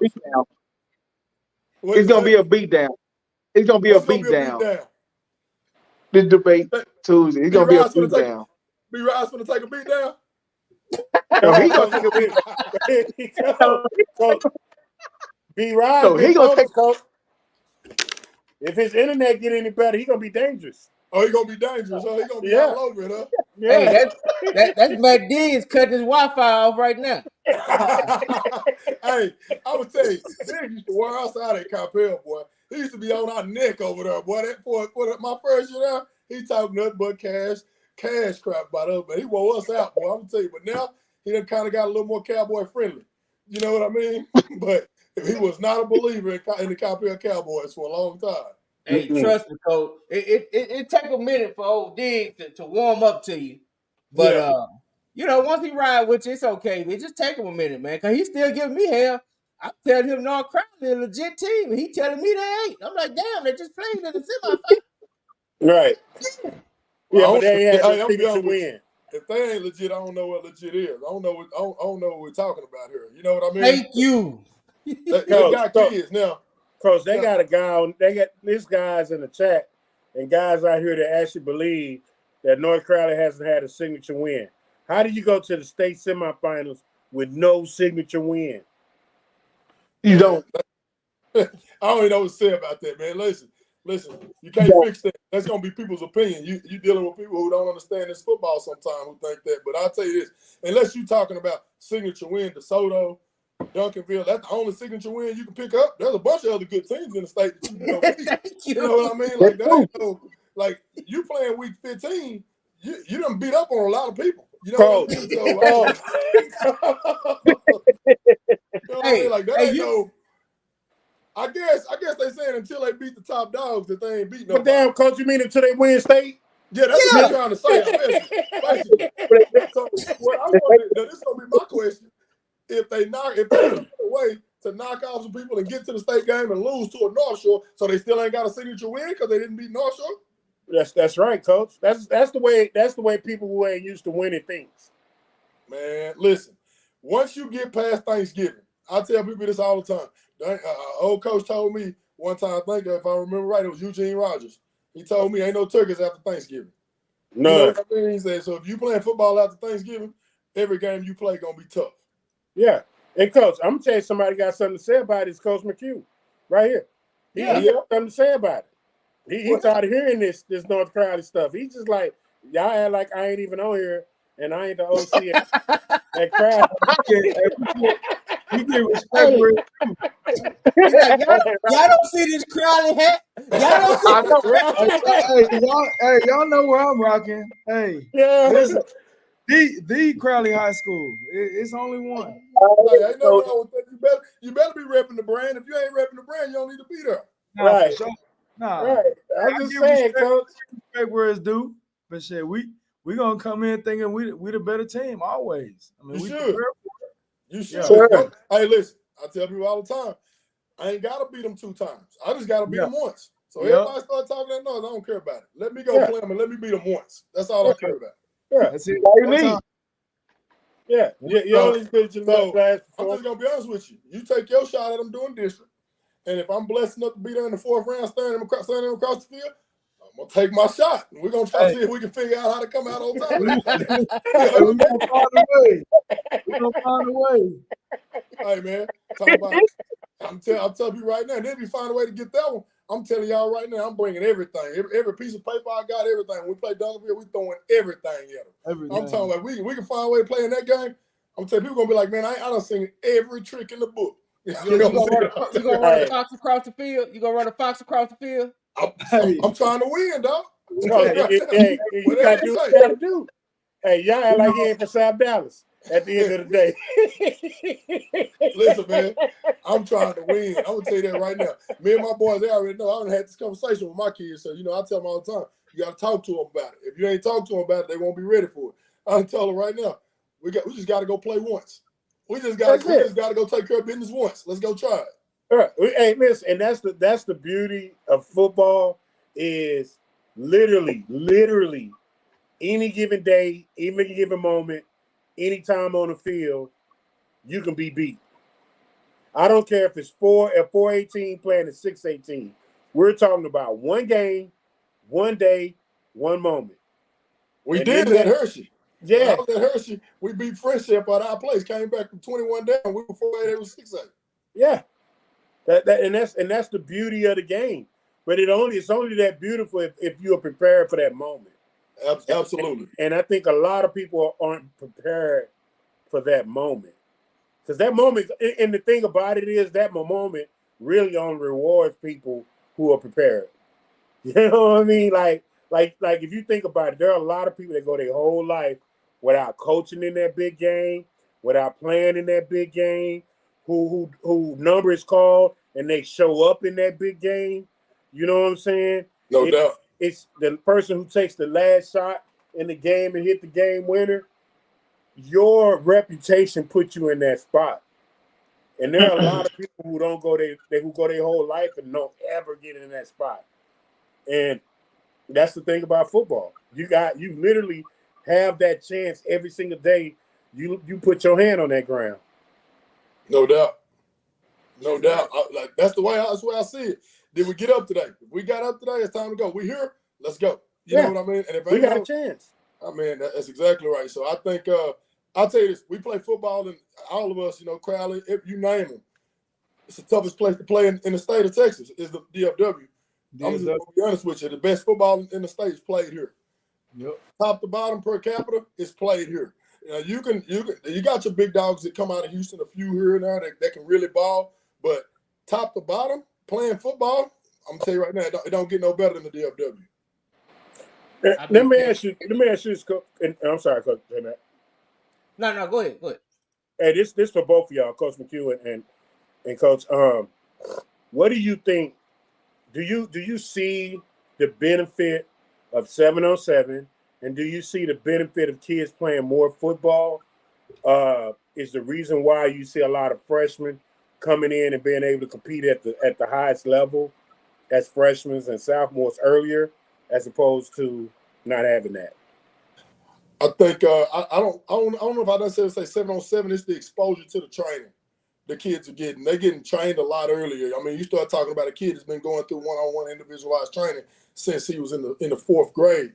So obviously he's gonna be more skilled, more cleaned up, more polished by the time he gets to be a freshman. And let's be honest, guys. We can say what we want to say.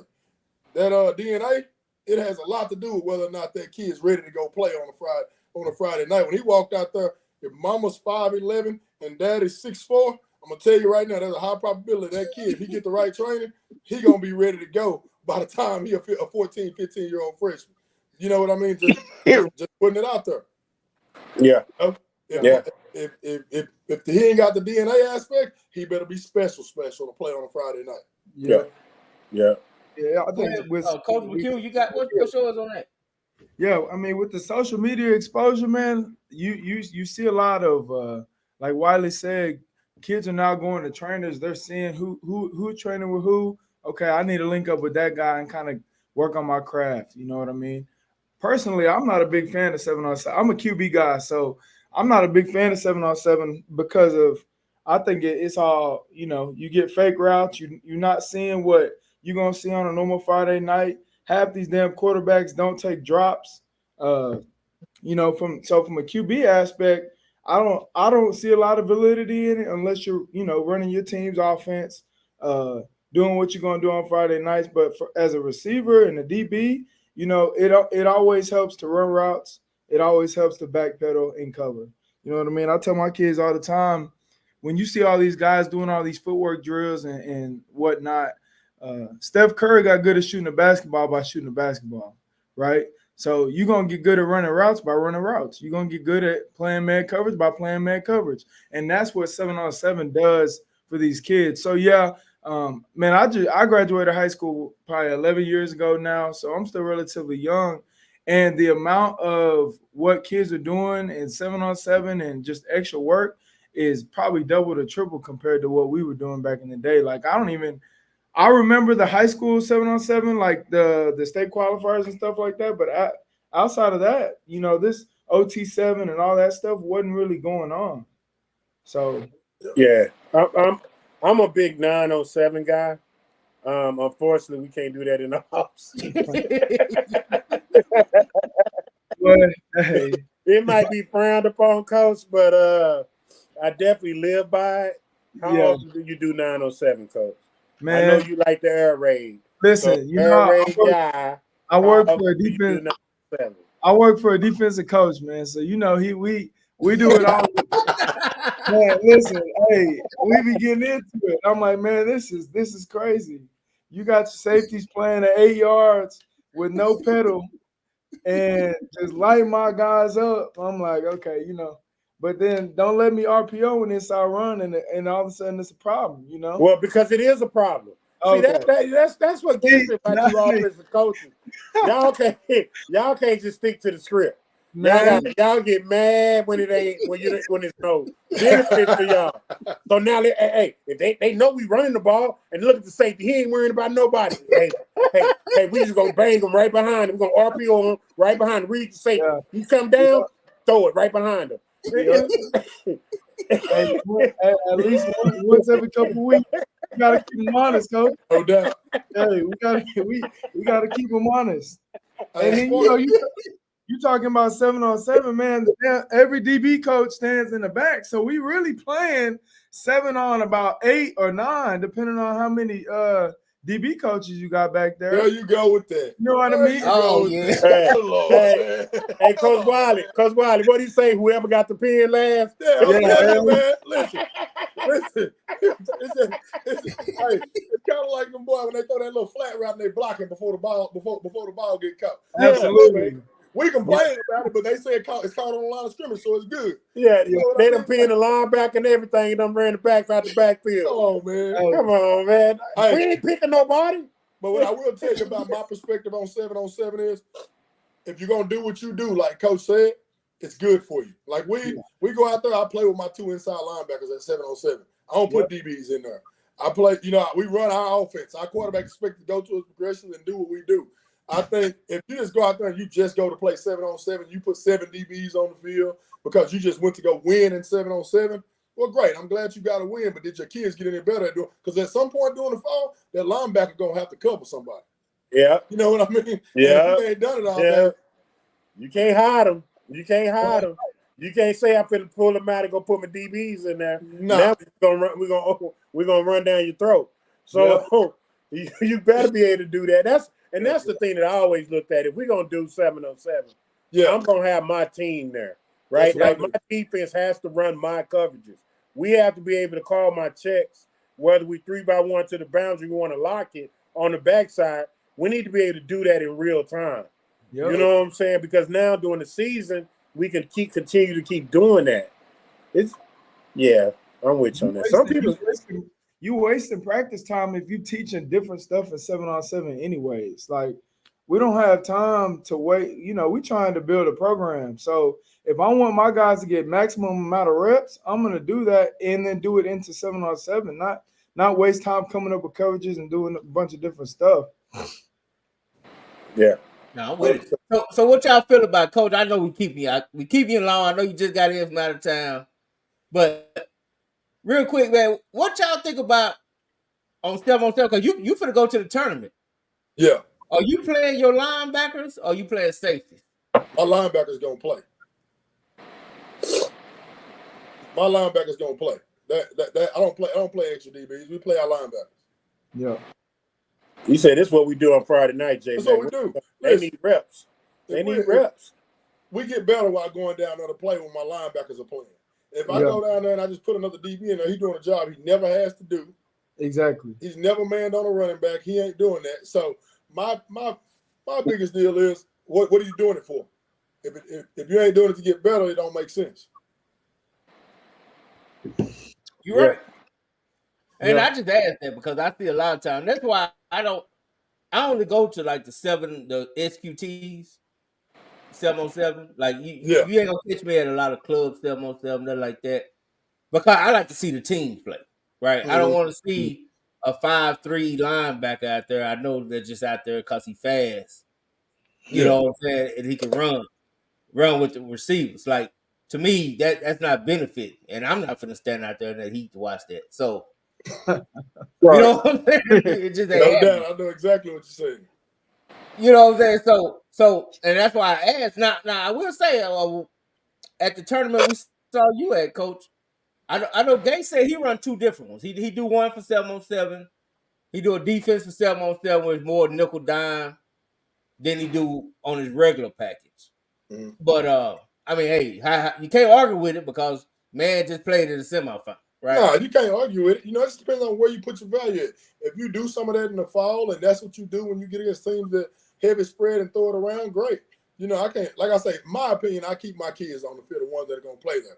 Everybody finds value in what they need to find value in for their program. So if that's where the value's found, that's where it's found. Yep. Yeah, absolutely. Yep. Shout out to Coach Justin. Hey, Coach Justin Evans, man, he gonna be out there too this weekend, man. Shout out to TC Miller out there, man. Corpus Christi, man. Yeah. That's our guy. That's our guy down south. Yeah, that's our guy, man. Hey, Coach, how tall are you, Coach? You look like you're a basketball player. You sure you play football? You about 6'5". I know. Coach look like he's a hooper. I'm just saying, Coach. I'm just saying. Hey, we used to get buckets in that senior faculty basketball game, undefeated in my 2 years. I know damn well. Coach dunking on all the kids. We were like Shaq and Kobe in the game. Hey, Coach, y'all basketball team, they finna set the precedence over there, Coach. Man, listen, we just got kids coming home. We want to be a part of Crowley. You know, it's a new era in Crowley High School. Hey, you know what? And it's a shame. I'm glad. You know why it's a new era, Coach? Because they rocking Willow this year. Yeah, we did that this weekend. They gonna be. They got some new ones coming, Coach. They gonna be fire. I can't wait. Fire. Hey, man. Hey. Coach Wiley, before you go, have you talked to Willow about some uniforms? No, I ain't talked to him. You will. Coach want me to do some South Dallas Coppell uniform. Okay. Hey man, we gotta put DFW Airport on them things. Yeah. Hey, Coach Wiley. Hey man, once again, man, I appreciate you for hanging in there with us, man. I know you just got in from out of town. I really, really do appreciate you. Now I want you to stick around because I want to see you gonna see the real. When you leave, just cut the show on in the background because you're gonna find out the real Coach Carr and how he act. Okay. Because Coach Carr, you're a defensive coach, so he be showing favoritism. Now watch how he treat my guy over here, Coach McHugh. Watch how he talk to the offensive coach. You finna get him? You finna go after him? No, Coach. Listen. Let me tell you something, Coach. Let me tell you a secret, Coach. I gotta ask you this question because you're a man after my own heart, Coach. Yeah. Okay. So, Anna won state. Yeah. The fighting Tutsons. They won state. And the coach got on there and said, hey, who said an air raid offense couldn't win state? Because I say you can't win state with an air raid offense. And he said, hey, who said an air raid offense couldn't win state? And my response to that is, well, you didn't throw a touchdown pass. You scored 3 rushing touchdowns. I don't necessarily think you're an air raid team at that point. How do you feel about air raid? I mean, it is what it is. When it's working, it's a thing of beauty, you know. But you better be flexible, and you better be able to put the ball on the ground and take the air out of it when things ain't working. And I think that's why he's holding the state championship trophy right now, because when things wasn't right, You know what he did? He turned around, got behind that big old offensive line and ran the ball. They did a good job of it. So Seth Parr does a good job all the time of coaching football. I've coached against him once or twice, and I just know that but if you say you're married to the air raid and things ain't working, you get the score ran up on you real fast. Real fast, coach. Real fast. So Real fast. you better be a football coach that can mix and match it and make it work. And that's what I think he is. I think, he can say air raid won a state championship, but I'll be honest with you. They had a big offensive line, they had a defense that played lights out that night. And that's why, at the end of the day, he found his way holding that trophy. So hats off to him and Anna. But I think you better be realistic. If the teams that win it all, they can run the football. That's what they do, coach. Let's just be honest. Like, they can throw it around, but when it comes, we need to get out of a game, they can get behind that offensive line and say, let's go forward. Yeah. Yeah. And that's the benefit of my guy, because y'all ain't finna be jumping on this air raid while my guy on. I'm telling you that right now. Coach McHugh, I got your back, McHugh. I got your back. I mean, we rushed for 2,000 yards. Y'all acting like we rushed for 2,000 yards. That's what I'm saying. That's what I'm saying. Coach, listen, Coach, what he say? He ran for 2,000 yards, but he ran for 1,500 after he got off the show. So let me tell you, our best running back last year was the QB, right? We didn't run him early in the season for obvious reasons, trying to keep him healthy. When district came around, we let him loose. That's when you started seeing the real production. Now it changed up the whole, element of the offense. And you do got a great dual threat at QB. You do. We gonna talk about it because he's probably one of the most underrated, under-talked about quarterbacks out here. Like, the kid is special. He really is. Hey, special. Appreciate you, Coach Wiley. I'm gonna let you out. I'll let y'all, man. Y'all have a good night. Thanks for having me. Yes, sir. What's up, Coach McHugh, man? Get the hell you back, man. Hey, glad to be back. Coach. What's the word, man? Coach, you're one of my favorites. I ain't gonna be like Coach Carr. Coach Carr, he only said the ones that win the championship his favorite. No, that he real biased. You know what I'm saying? Coach I like the grinders, Coach. I like the coaches that's on their way up. You know what I'm saying? I got your back on your way up. Because I know you ain't gonna forget about me when you get that job. You know what I'm saying? You see, he trying to use you, Coach McHugh. Listen. Me, I just genuinely like good coaches. Yeah. And I like you too. Me and Coach McHugh talk outside this thing, man. Absolutely. You know what I'm saying? So J Mac, why you trying to monopolize him? That's my guy too. Absolutely. So don't do that. I see, that's what it is, man. These guys that like the J Mac like to divide and conquer. Yeah. Okay, that's the bad thing that comes with them. Okay, they don't have no loyalty.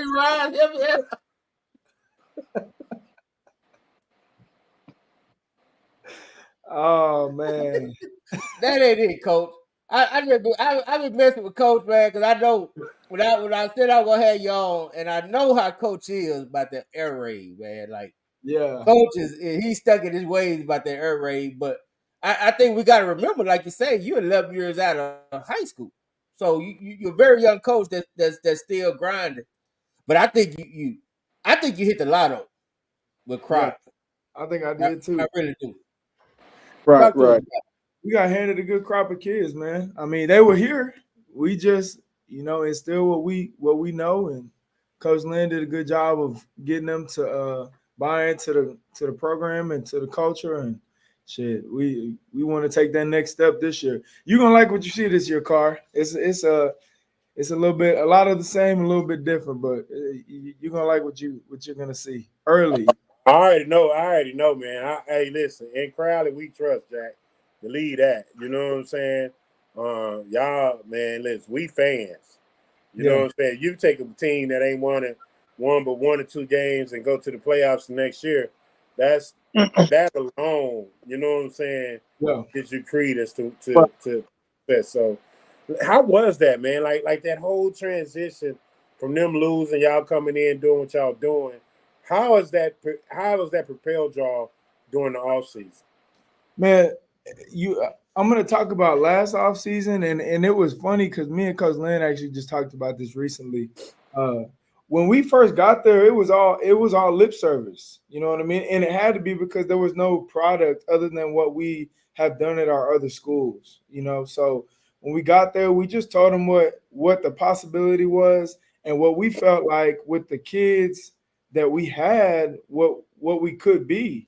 You know what I mean? And so we had a really good offseason last year. Kids bought in. They went through everything. There was times of uncertainty because we brought in 13 new coaches. So it's a brand new staff, brand new system, offense, defense. There's a lot of learning going on. But then when we put the product on the field, we made them believe because we were successful immediately. You know, we started the season 7-0. You know what I mean? Ended up losing the last 4, but through that 7-game stretch, we made those kids believe in what we were talking about. So fast forward to this offseason now, what we proved that what we said can be done. So now when you talk about taking an upstick in the offseason, like the accountability between coaches and kids is way different. Because they believe in us. They believe in what we were saying. It's not just lip service anymore. We proved it. We proved that, we belong offensively, defensively.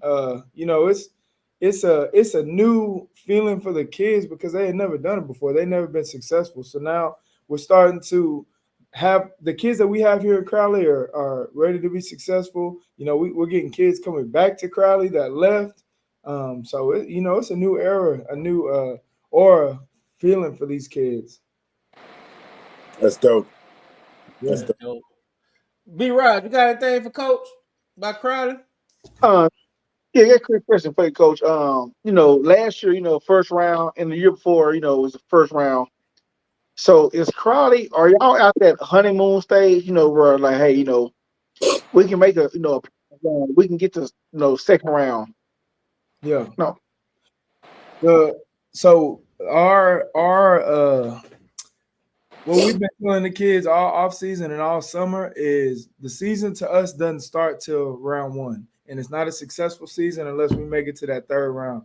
You know what I mean? That when you first get into a program, you got to preach, hey, this is what we can do. We're getting to the playoffs. We're getting to the playoffs. Well, we already proved we can do that. And they did that before we even got here. So now we try to build that confidence up. Now we're setting the expectation. Look, first round don't mean nothing. If we get to the first round, that doesn't make it a successful season. You know what I mean? In the district that we match up with, we could go 10-0 and play South Lake Carroll in the first round of the playoffs. So the expectation for us is to get past that first round for us to, and for the kids to not feel like that first round game is the end all be all, because it's not. I can't remember the last time Crowley's even made it past the first round, but to us, we've instilled it in them through the whole spring and the summer. Round 1 is when the season starts. This is what we're preparing for. These 10 football games that we're playing, we want to go out there and let that be preparation for that first round game. Obviously you got to go and win those games, but we want that round 1 game to be where we really are playing our best football. Yeah. So I guess they playing the for non-district game, right? Yeah. So that's a tough. What made y'all schedule North Shore? Man, truthfully, we had a full schedule, and we had a team drop us late in the in the process. And so, in Texas, people are finding games damn near during the season, during realignment. So we knew we wanted to play a team that was going to challenge us and give us a sense of what we really are. North Shore called us early. They wanted us to come down to Houston. We ended up trying to figure something else out. And then we came back to it and got them to come out, to what we feel is like one of the most beautiful stadiums in Texas. And we want to bring the city out. It'll be a good game for us to see who we are. I mean, we're playing. When you sell your kids that you want to be state champs, you got to play against guys of that caliber to see where you are as a coach, as a player, see where we can fix things, where we can get better at. I mean, it's at the end of the day, we just playing football, like we talked about earlier. You just got to play them one time. Oh yeah, you got the whole city, not just Fort Worth. From everybody gonna be out that Yeah, game. yeah, we already got people hitting us up about video for that game. We like, man, look, we not worried about nothing. We not worried about that, man. We trying to prepare our kids to get to that game and be prepared for it. So We say you can't be worried about the views. We worried about getting ready. Right, So right. that view won't be terrible. I ain't worried about that, man. You know, and we are just trying to instill that confidence, man. You know, we got kids on our team that are getting the same kind of attention that some of those kids, you know, are getting. So why do I feel like we I mean, you know, we got to lace it like they do. How's one of my favorite freshmen? Man, Him and my guy at DeSoto are two of my favorite freshmen in the whole world. Man, hey, listen, he is one of the best kids I've ever been around. I've never, and you could probably tell this just from having a conversation with him. I've never seen a player talk to, you know, adults the way he does. He just has that mentality in him, like he just belongs. He's an alpha. I tell Coach all the time, that kid is an alpha. He's a natural leader. You know, he had some growing up to do early because he was a freshman. You know, I remember how I was when I was 14 years old, and I'm like, man, like this kid is leaps and bounds over where I was at that age. You know what I mean? So now through this whole spring and summer, he's been a natural leader. You know, we're doing some different stuff with him. He's able to do different stuff now because he's understands the offense a little bit more. He's not a freshman no more. He knew that. After we walked out the field against Byron Nelson, that's why I told him, you ain't a freshman no more. It's time to go get it. This is your team. So let's take it to the next level. So he's done that. He's added a little bit of weight. He's gotten faster. He ran a 10.8 during the track season. You know, he's been on tour all summer. We give him a hard time, but you know, he's ready, man. He's prepared. He's a star. He's a legit star. I mean, they just call it like it is. Make no mistake about it. Yeah, he's a legit star. And you're right about Tay. You know, I actually met Tay before the season started. Yeah. Like he reached out to me. He was like, Coach, he was like, check me out. I'm like, this a freshman? You know what I'm saying? Yeah. The freshman talking about checking me out. Yeah. But you know what I'm saying? Once I checked him out, I was like, this dude got game.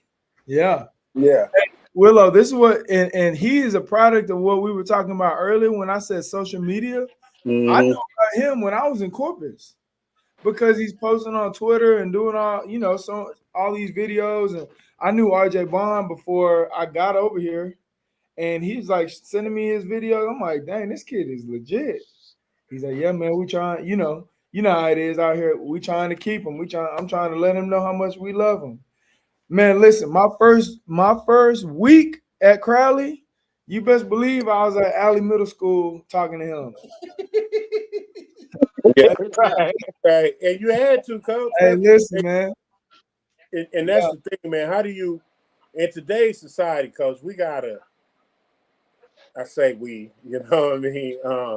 But you gotta start being able to recruit your own kids. Yeah. And to keep your kids there, right? So retention is a huge problem in high school football right now. So what are y'all doing at Crowley to keep, like you say, to keep your kids and make sure that up and coming group is on pace and on par to be at Crowley as well? Well, I mean, the most vital thing probably is to be in the middle schools. You know, you gotta build a relationship with them. Relationships mean everything in this business. You gotta build a relationship with them. You gotta build that trust. Number two, and you see us post all the time, social media is huge. You know what I mean? We go down to the schools, we take pictures of those kids, we post them on Twitter, Facebook, whatever, Future Crowley Eagle. You know, we shout them out, but we also do a good job of doing the same thing for our kids so that they see, man, okay, Coach McHugh is posting a lot about Caleb Williams. Man, when I get up there, I can just see him doing that same thing for me. You know what I mean? And now they know my relationship with them is good, so they're like, okay, yeah, he gonna show me love. You know what I mean? Another thing is going to their games, middle school games. You know, I've been to middle school basketball games, track meets, go to, at almost every middle school football game. You know, show them love not only in the football, but in other sports, and then as well as going to it's hard to be a high school football coach now because you really got to spend a lot of time to make sure that your kids know that you value them. You know what I mean? So we going to high school we're going to our basketball games, we're going to baseball games. You know, you almost got to act like the athletic coordinator to get kids to understand that they can trust you. You know, and that you're gonna be there for them. So, absolutely. Hey, what's up, Pat? You got anything for Coach? Yeah, What up, Pat? just kind of going. What up, guys? Hey, just Good. kind of going along the lines of what Coach Carr was talking about. What about facility wise and stuff like that? Because I know that North Crowley is turf like 3 of their fields or something like that. Are y'all getting that same consideration over there on the Crowley side? So in 2027, we will have a brand new high school.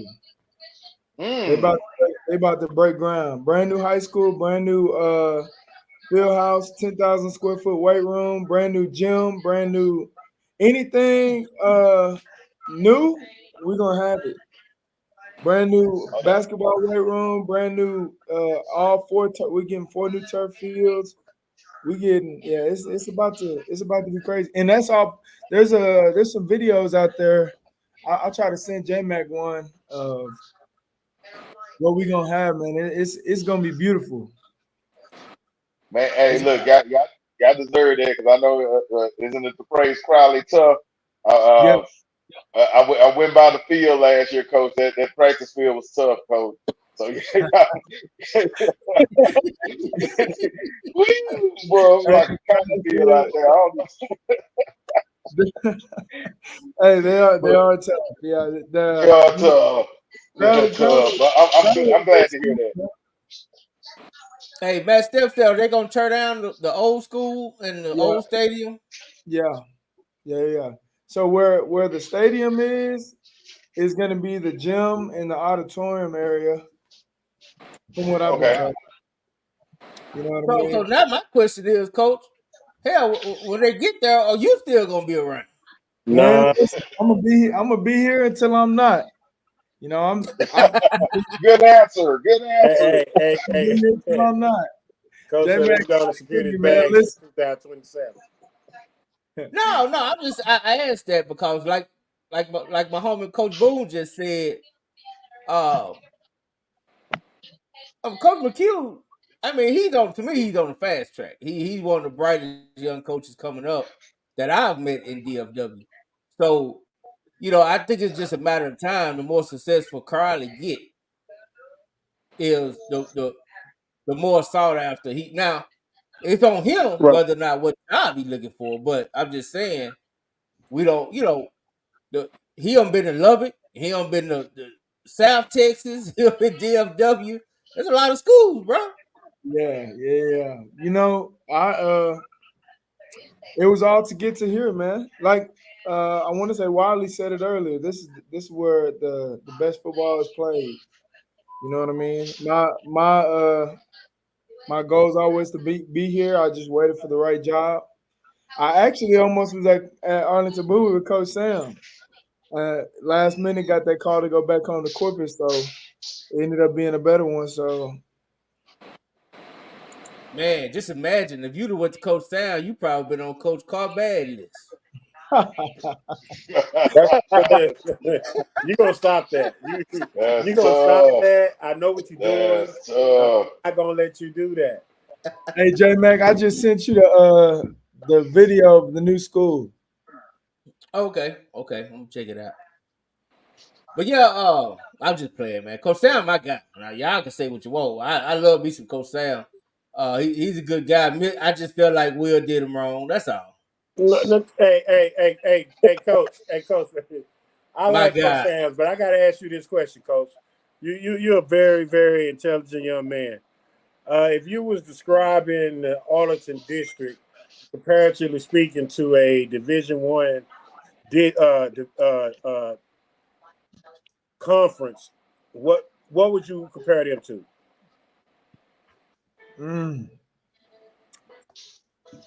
Let's see. Don't do it, Coach.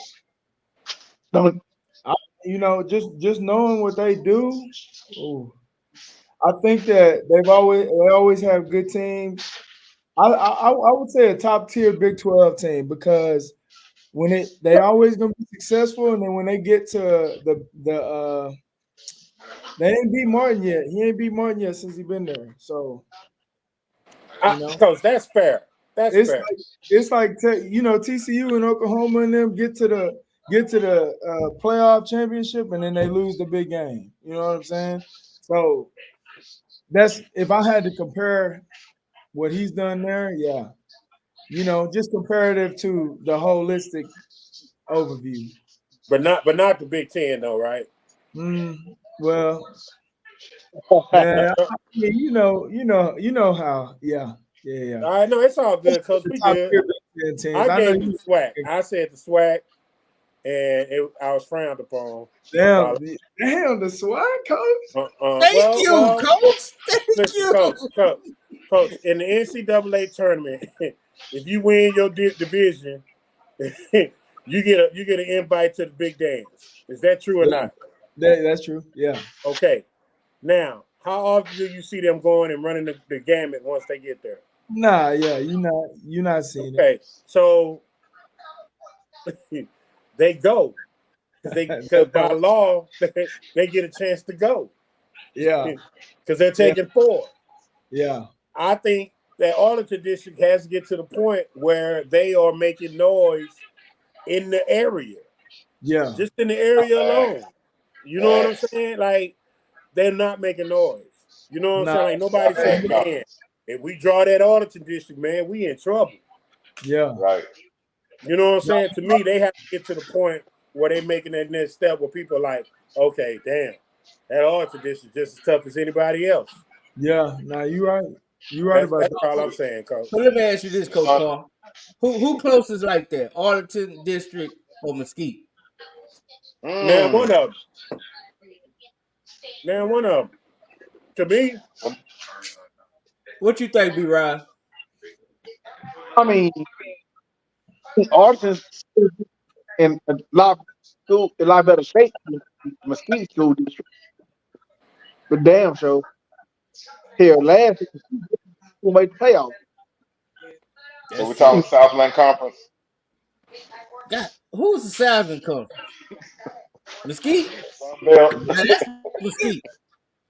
So Mesquite. Yeah, Mesquite. The Southland Conference is wild. Who is the Southland Conference? Coach McHugh, who is actually in the Southland McNeese State. Talking about like Lamar, McNeese. Okay, well, yeah. They listen, man.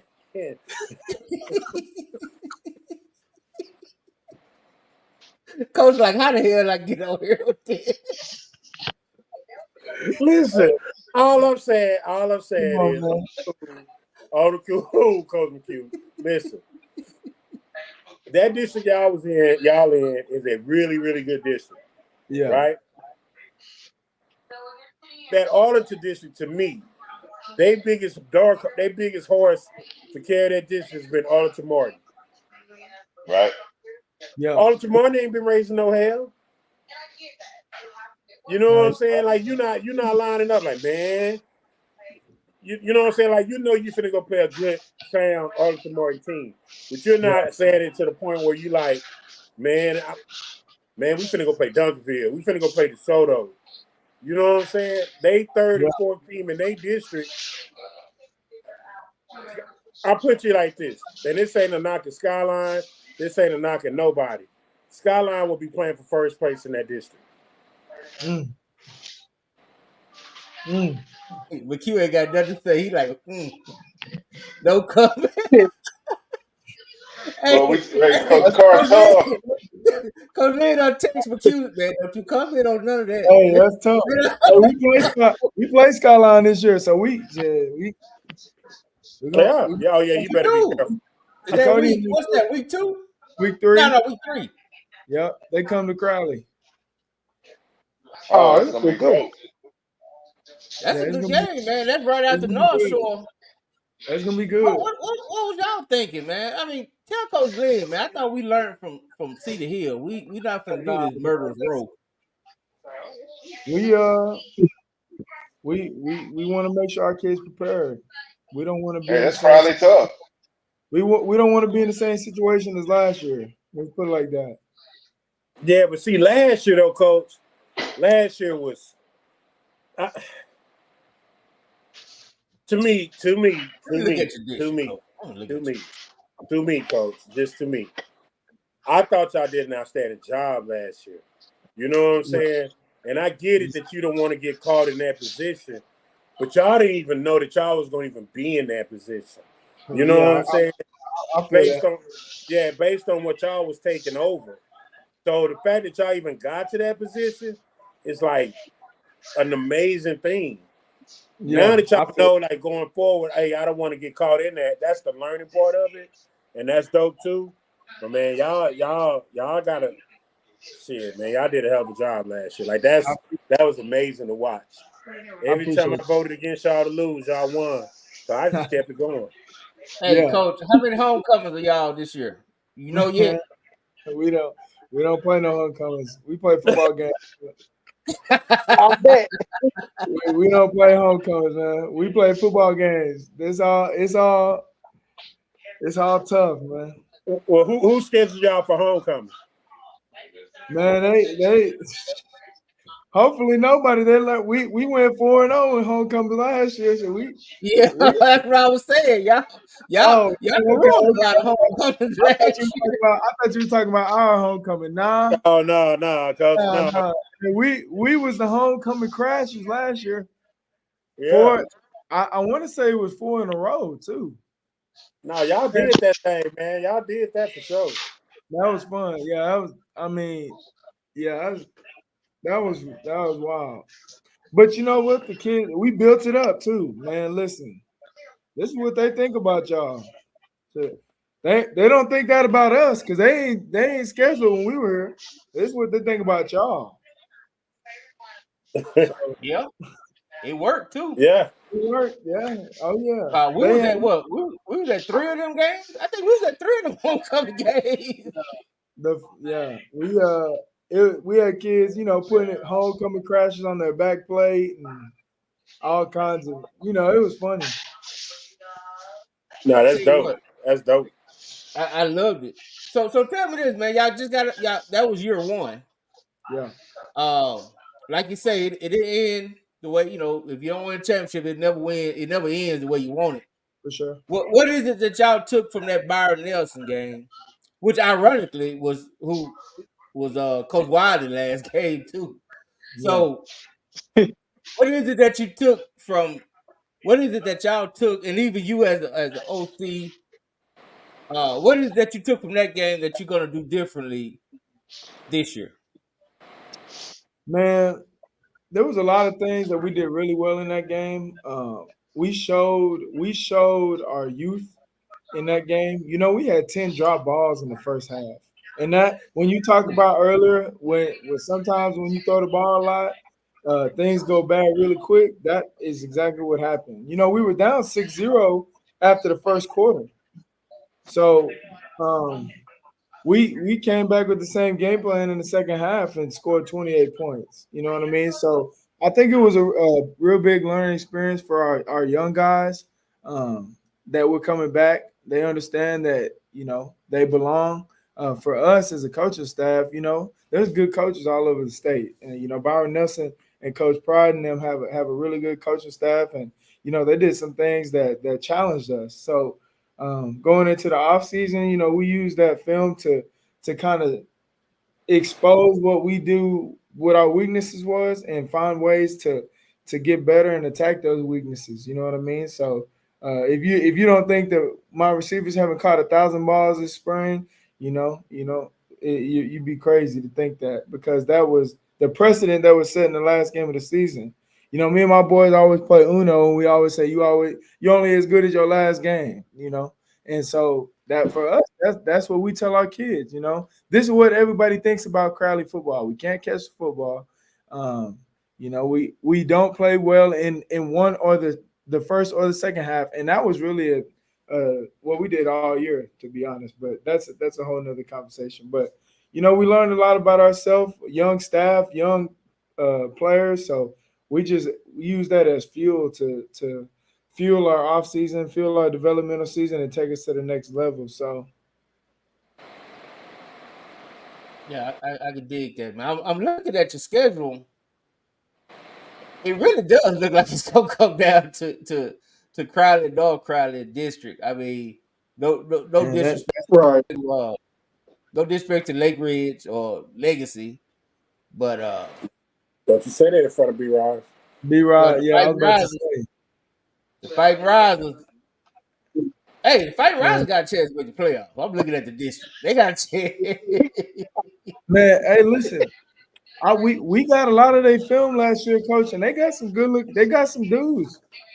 They were really young last year, and so I mean, we like the district that we got, and it's gonna be tough every week. We think, you know, we got to play our best football, continue to get better, and stay healthy. Yeah, But if they you can know, fix the crime, early, if they can fix go. the crime out there, because everybody keep leaving to go to crime-free areas. If they can fix We Yeah. Jet Duffy that's ain't walking through that door at Lake Ridge, though. I'm sorry. You that's ain't gonna do B. Rods like that. They walk through them doors. Who would want to live in big houses? Who would want to live in the big houses in Lake Ridge? Stay on the lake. Bro, I heard them houses were crumbling under their foundation. I don't know. That's what I heard when my brother moved out. Are they really? Yeah, that was a foundation issue near the houses near the river or whatever they got out there. What y'all got out there? A lake? Yeah, like, yeah, two of them. Yeah, B. whatever that Rods, lake is. B. Rods ain't trying to hear what you got to say. Talking about this nice neighborhood. B. Rod live over the river, don't you? You on the city hillside, eh? Yeah, I want to see his side. We about Yeah, he over there where it's safe. Yeah, that's anywhere B. Rods go, he's safe. Yeah, Already. these are facts. These are facts. So, Coach, I do want to wonder, man, like as a team, and we gotta get Coach Lynn back on the show, man. I know he's doing all these clinics. I don't know how do he got time to even talk to y'all with all these clinics he got going on and carrying man, on. But that man don't sleep. I'm like, good Lord, Coach Lynn, Yeah, do you ever chill? But he has he's a visionary, man. He grows coaches. That's what he yeah, does. and that's a passion of his. I've talked to him about it. You know, Yeah, he has a real passion for what he's doing. And you know, shout out to Coach Lynn. But how- watching North Crowley, because that is y'all rival, right? That's yeah, crosstown absolutely. rivalry. Watching North Crowley go to the semifinals, seeing that they getting a lot more love from the media, except for you know, unless your name was Matt Diggs or you know Matt Step, but everybody else they kind of love North Crowley to be very good. Um, do you feel like they're putting in the pressure, you know, on you guys to kind of match that? Man, I don't think so. To be honest, I just we try to get people to understand we're not them. You know what I mean? We're Crowley. So anything that's said about them, that whatever they do is good for them. But we want to build our own brand, build our own culture, have people want to talk about what we're doing. You know what I mean? And I feel like at times last year we were able to kind of create that until the wheels fell off. You know what I mean? So you know, we back again. I saw, and I don't really look at rankings and stuff, but when I saw, I think Matt Diggs did the top 25 6A DFW, and he put us on there at 19. Like in the past, that's for what our kids are used to. That's love right there. You know what I mean? Yeah, Like Ain't no way he's putting Crowley on no top 25 list in any shape or form. You know what I mean? Now I know North Crowley was where they were, but we're glad to get that kind of feeling for our kids to see their name. You know what I mean, up there. And so for us, that's a win. You know what I mean? And again, we don't care about rankings, but now our kids are seeing that purple C pop up places, not just only hearing about what North Crowley doing. So I think yeah, we may not be getting like they have a chance to win a state championship, but you know we're definitely being talked about, and that's good. That's a good feeling for our kids. So and they're hungry to continue to take those next steps. Hey, y'all need Yes, to sir. hire North Crowley's video hype man, boy. He good over there. That boy Yeah, good. yeah. I think he actually was that Crowley. Was that the one that was at Crowley and left? Nah, so I don't think it's the same one, but Okay. the guy that was doing ours, yeah, he left. He's doing some other stuff now, but we got. Hey, listen, we got something in the works, man. We're gonna be all right. Y'all ain't got Willow, so y'all ain't got a lot in the works. Man, Uh-oh. I call plays on offense, Willow. You talk, you know, you got the wrong. I'm just really just throwing stuff out there, man. If it kind of stick anywhere, that's good. Hey, yeah, no, I love it though. I love what you're doing with your uniform stuff, man. That's revolutionary. It's different. You ain't seen, you don't see that. I definitely didn't see that till I moved out here. Well, man, all I'm saying is I appreciate the love. Yeah, I just sure. want to reciprocate it to them great people at Crowley, not just the basketball team, but to the football team. Yeah. You know what I mean? We come with incentives. Now you can just give you discounts. Yeah. I'm just throwing it out there. We can help you. We can help you all the way around your we help build enrollment. Yeah. We help grow enrollment, man. That's what we do. Yeah. Yeah, that's why we get a new school, man. Enrollment is crazy. Mm-hmm. That's J man. Hey, man, the whole city of Crowley just I'm just wondering how long it's gonna be before they build a third school if it keep growing. The super when I got here, he told me he's trying not to. So probably about 10 years, 8 to 10 years. Yeah, no, y'all need another school. Y'all just need them two, man. Y'all get them two because y'all run the city. Because y'all get a lot of Fort Worth kids relocating. Well, so Crowley ISD owns like 60 miles, like into Fort Worth, and obviously Crowley proper, and then some of like in the Burleson area. So we have it's a big school district. Mm-hmm. I know, man. Y'all just growing over there. Y'all keep growing though.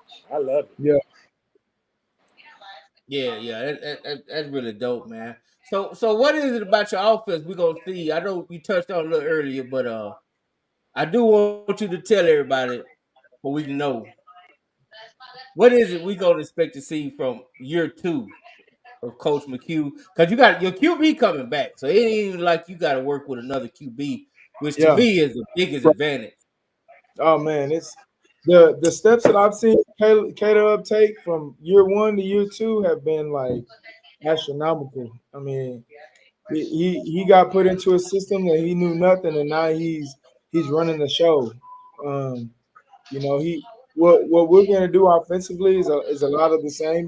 When you have success, you emulate and do the same thing. We average 36 points a game, so we're not gonna change offenses completely. Now we're gonna do some things that we feel like is gonna be able to help us run the ball a little bit better. You know what I mean? And that'll just open everything else up. Like I said earlier, when we started running the quarterback is when things started taking that next step. Now we got, he's our guy, so we early in the season, you're not gonna see much of it.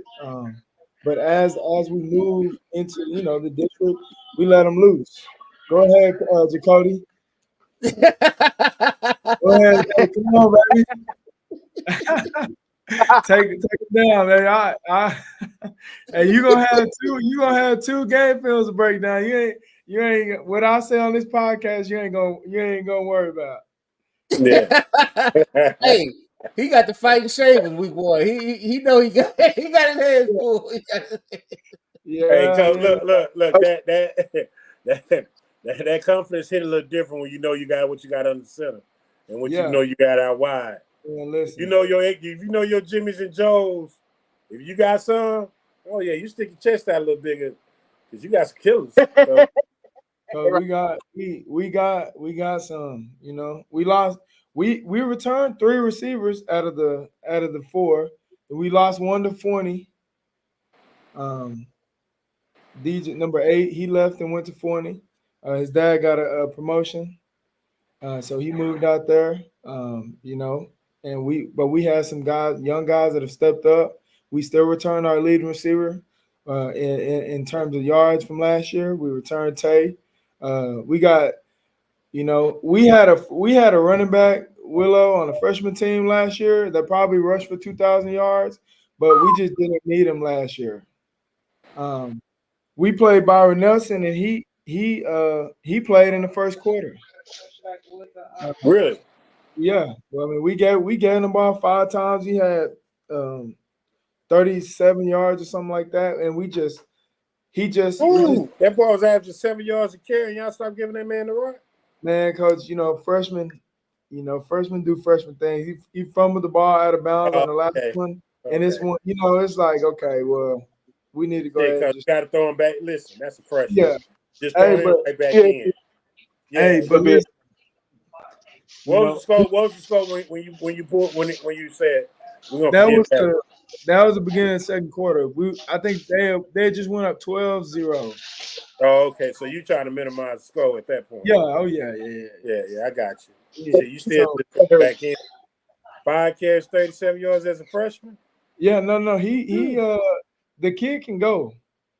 You know, he catches the ball well out of the backfield. I mean, he's gonna be special for us. We wanted them to stay together. You know, right. I got offensive line wise, gonna look a little bit different. Again, we had a 6'6", 280-pound kid play on our freshman team last year. He'll probably start for us at left tackle. Has some Division I offers already. So we'll be able to move people. We had a kid move in from Burleson Centennial, 6'3", 300 pounds. So I mean, it's going to look a little bit different than it did last year. We won with pieces that we thought would never play for us last year. So, you know, we're just trying to take that next step. That's coaching. Yeah, that's what it's all about, man. You know, and that's one thing that we'll never take all the credit for it, but at the same time, you know, we do deserve some because our coaching staff does a hell of a job day in and day out, and absolutely, I'm glad to work for them. Hey man, you talking to some fans, Coach? We all Coach Lynn guys over here. Yeah, man. So we definitely believe in Coach Lynn and the staff he put together. Yeah, he called me up. So, have y'all replaced the DC? I saw the DC left. No, not yet. Hey man, tell Coach Caldwell, talk to him. We got some things in the works, but we haven't made a decision on nothing. You know, I'm telling you, that man right there bring some of that Michigan defense, man. You know, Michigan had the best defense. You know what I'm saying? That's all I'm saying. You know. Hey, Coach Carter Crowley, let's go. You know what I'm saying? Come on, Willow. You got to bring the uniform special if you come call the defense too, though. First of all, listen. I always come bearing gifts. All right. If anybody know me, they know I come bearing gifts. There ain't too many coaches that I don't mess with that I like that I don't come bearing gifts. Yeah, for sure. So that's a fact. Now, what I would say about being Coach Lynn D coordinator, hey man, I just want to be the best I can be wherever I can be. You know what I mean? I just want to make wherever my home. You know what I mean? I like to live where my feet are. You know what I mean? And just kind of make it that. And don't get it confused. I got on the Kimball hat. This is because Kimball's Hey, it matched the polo. Hey, it matched the polo, so you good. It's a fit. Hey, you know what I mean? Don't pay that no mind. It matches the polo shirt, so you good. Hey, I started telling Coach Wiley, I said, Coach Wiley, you had 3 PE jobs open. I got I passed my PE test. So I can get one of them jobs. Yo, yeah.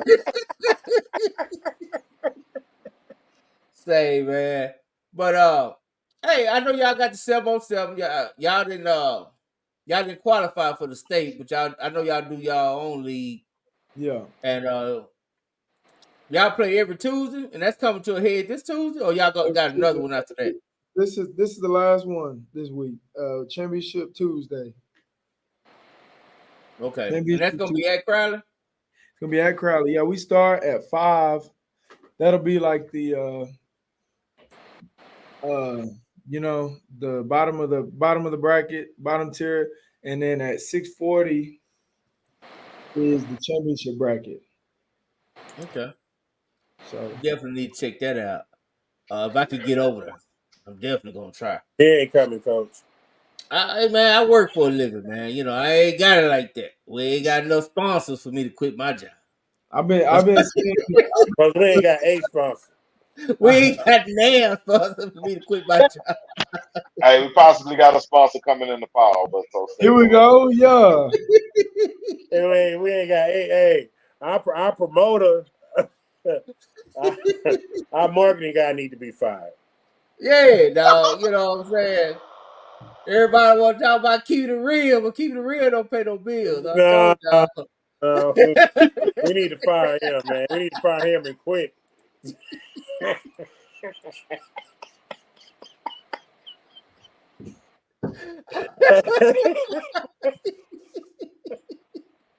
Oh shit, he might be on the show.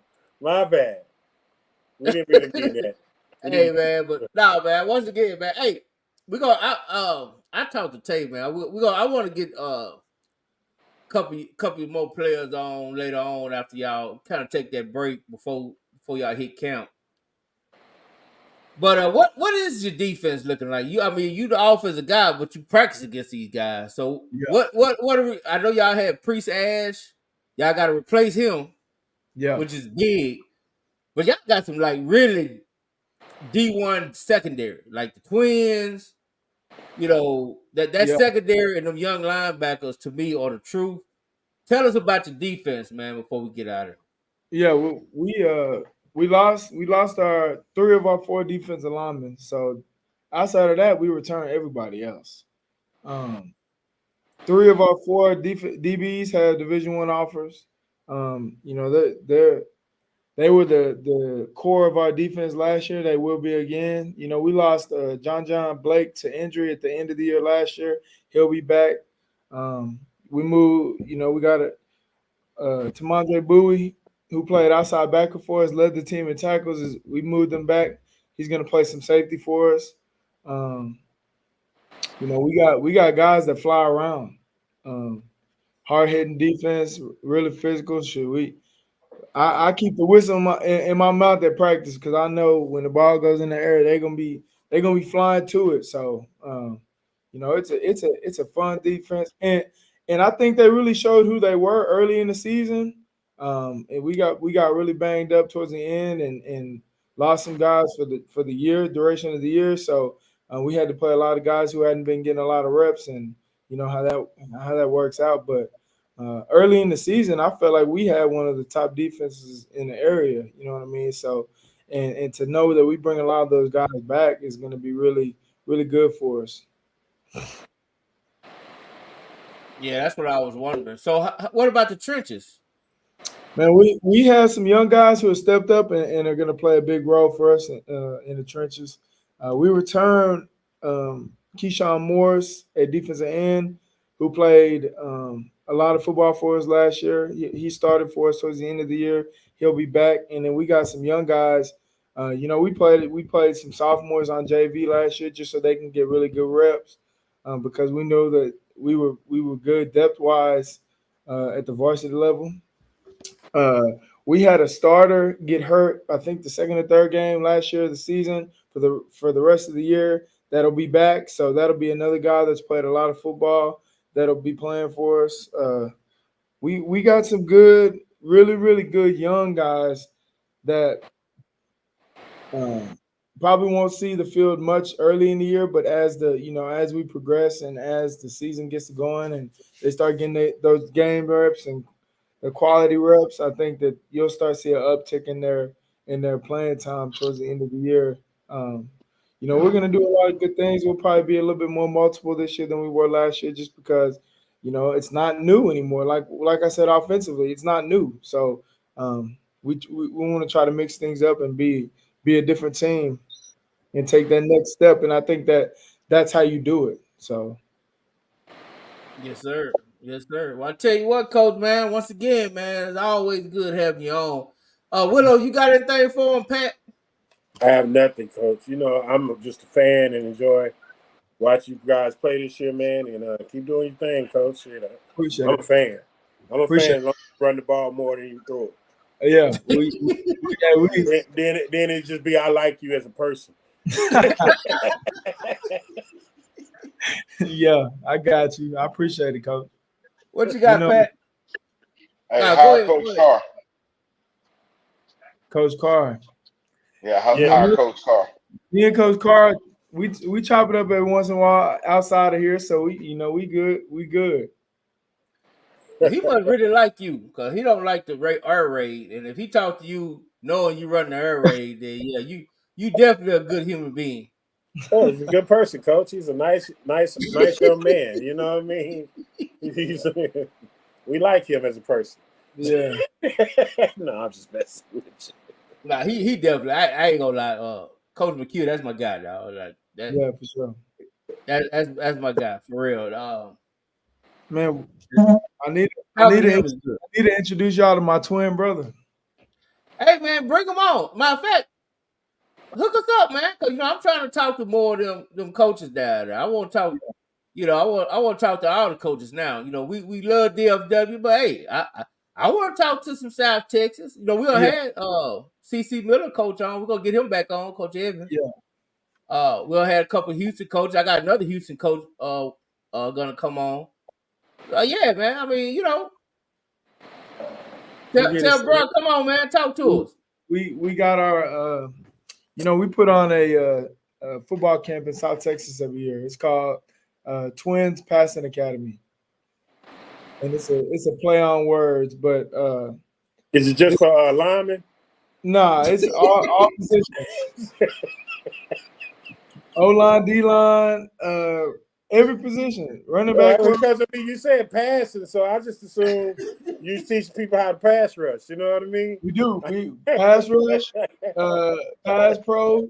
We do it all. Running backs out of the backfield, throwing the ball, receiving. We do it. I mean, literally, we do everything. We do it all. This will be our 4th year doing it, and man, the camp has grown to numbers that we call it's turned into like a little mini mega camp where we got 8 colleges coming this year. To recruiting in South Texas is damn near non-existent unless you have a really good recruiting coordinator.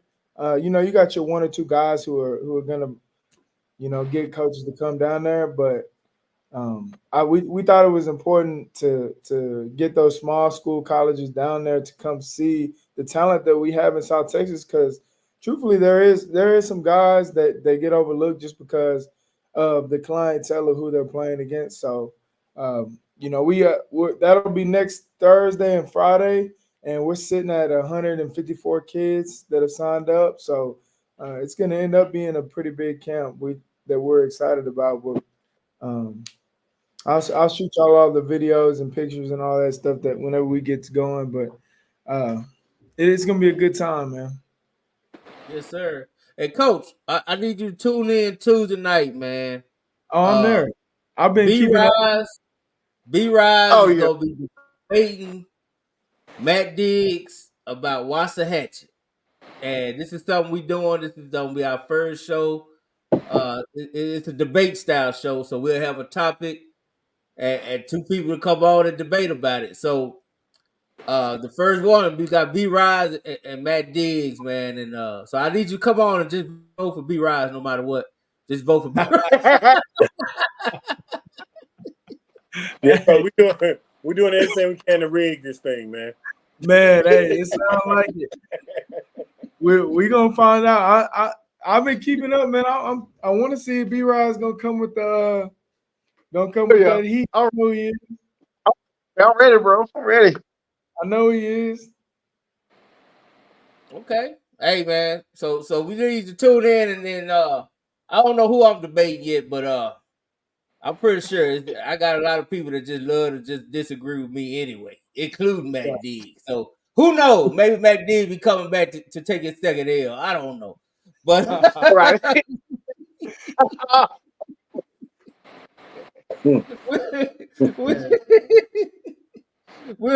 we'll see how that works, man. But once again, man, hey, y'all keep up. Tell my homies. I said what's going on. K-Dub, Tay, the twins, all of them, all the coaches, man. Tell them what's up. And we got to get you back on again, man. Once y'all get them pads start popping, we're going to come up to a scrimmage or something. Sounds good, man. We'll get it figured out. Let me know. Yes, sir. Appreciate you, Coach. Yep. Yes, sir. Yes, sir. All right. Hey, man, that was a good show. That was a good show. Yeah. And we still got B-Rise on. B-Rise, I'm going to let you take us out, man. Tell everybody why they need to tune in Tuesday. Hey, man. Hey, it's going to be a beatdown. Hey, just tune in. Hey, it's a good show. Don't miss out. Hey. What's the topic? Part 2. B-Rise will be arguing why Waxahachie will be making the playoffs. Diggs will be arguing why they won't. And I'm excited because the people are actually going to be the people who are going to make the decision on who won. You know what I'm saying? When the people have spoken, they have spoken. So don't come here about foolishness and doing all this old crazy stuff and you're not prepared. Because it sounds like to me somebody want to embarrass somebody. And I don't know who that somebody is. They fired up. Wow. Pat Botelli, what's going on Wednesday? I won't be fighting. Hey, tune in Wednesday, man. It is the anniversary show. We're going to have a bunch of questions out there, man. Chance to win some prizes. Y'all come on. We're going to rock with all the people that's rocked with us over there. We're going to talk again. Let's get busy. No doubt. Let's get it. I think I might debate Coach Todd. I won't bring Todd on. Wait, what you going to talk about, though? What you going to debate? Maybe we'll talk about why Lovejoy going to beat him or something. I don't know. Man. No, don't do that. But we'll debate with it. I debate with Todd because he always picking at me in the group. He disagree with everything I say. If I say the sun hot, Todd finna say the sun ain't that hot. So well, I know I'm gonna be reaching out this week about the person who we want to go do next week. So all I can tell you is it's gonna be who should be ranked number 1 and who should be ranked number 2. Should it be the team that has the elite quarterback, or the team that just is coming back from next year? They added a quarterback and they beat the team the year before. Like why you got an elite quarterback? Who should be number 1? That's where we going. So Tonka and Lamont, y'all get ready because I'm gonna reach out to y'all first. But don't come on if y'all ain't gonna be speaking English we can't understand. We switching the subject. You stay on topic. And y'all, we speaking the King's English over here. So, oh my goodness, I don't want to hear no stuff that we got to go look up that's not in the dictionary. I don't function that well. So, that's what we got. There you have it. Hey man, salute to you guys. I gotta go to bed. See y'all Tuesday. Peace. Watch this.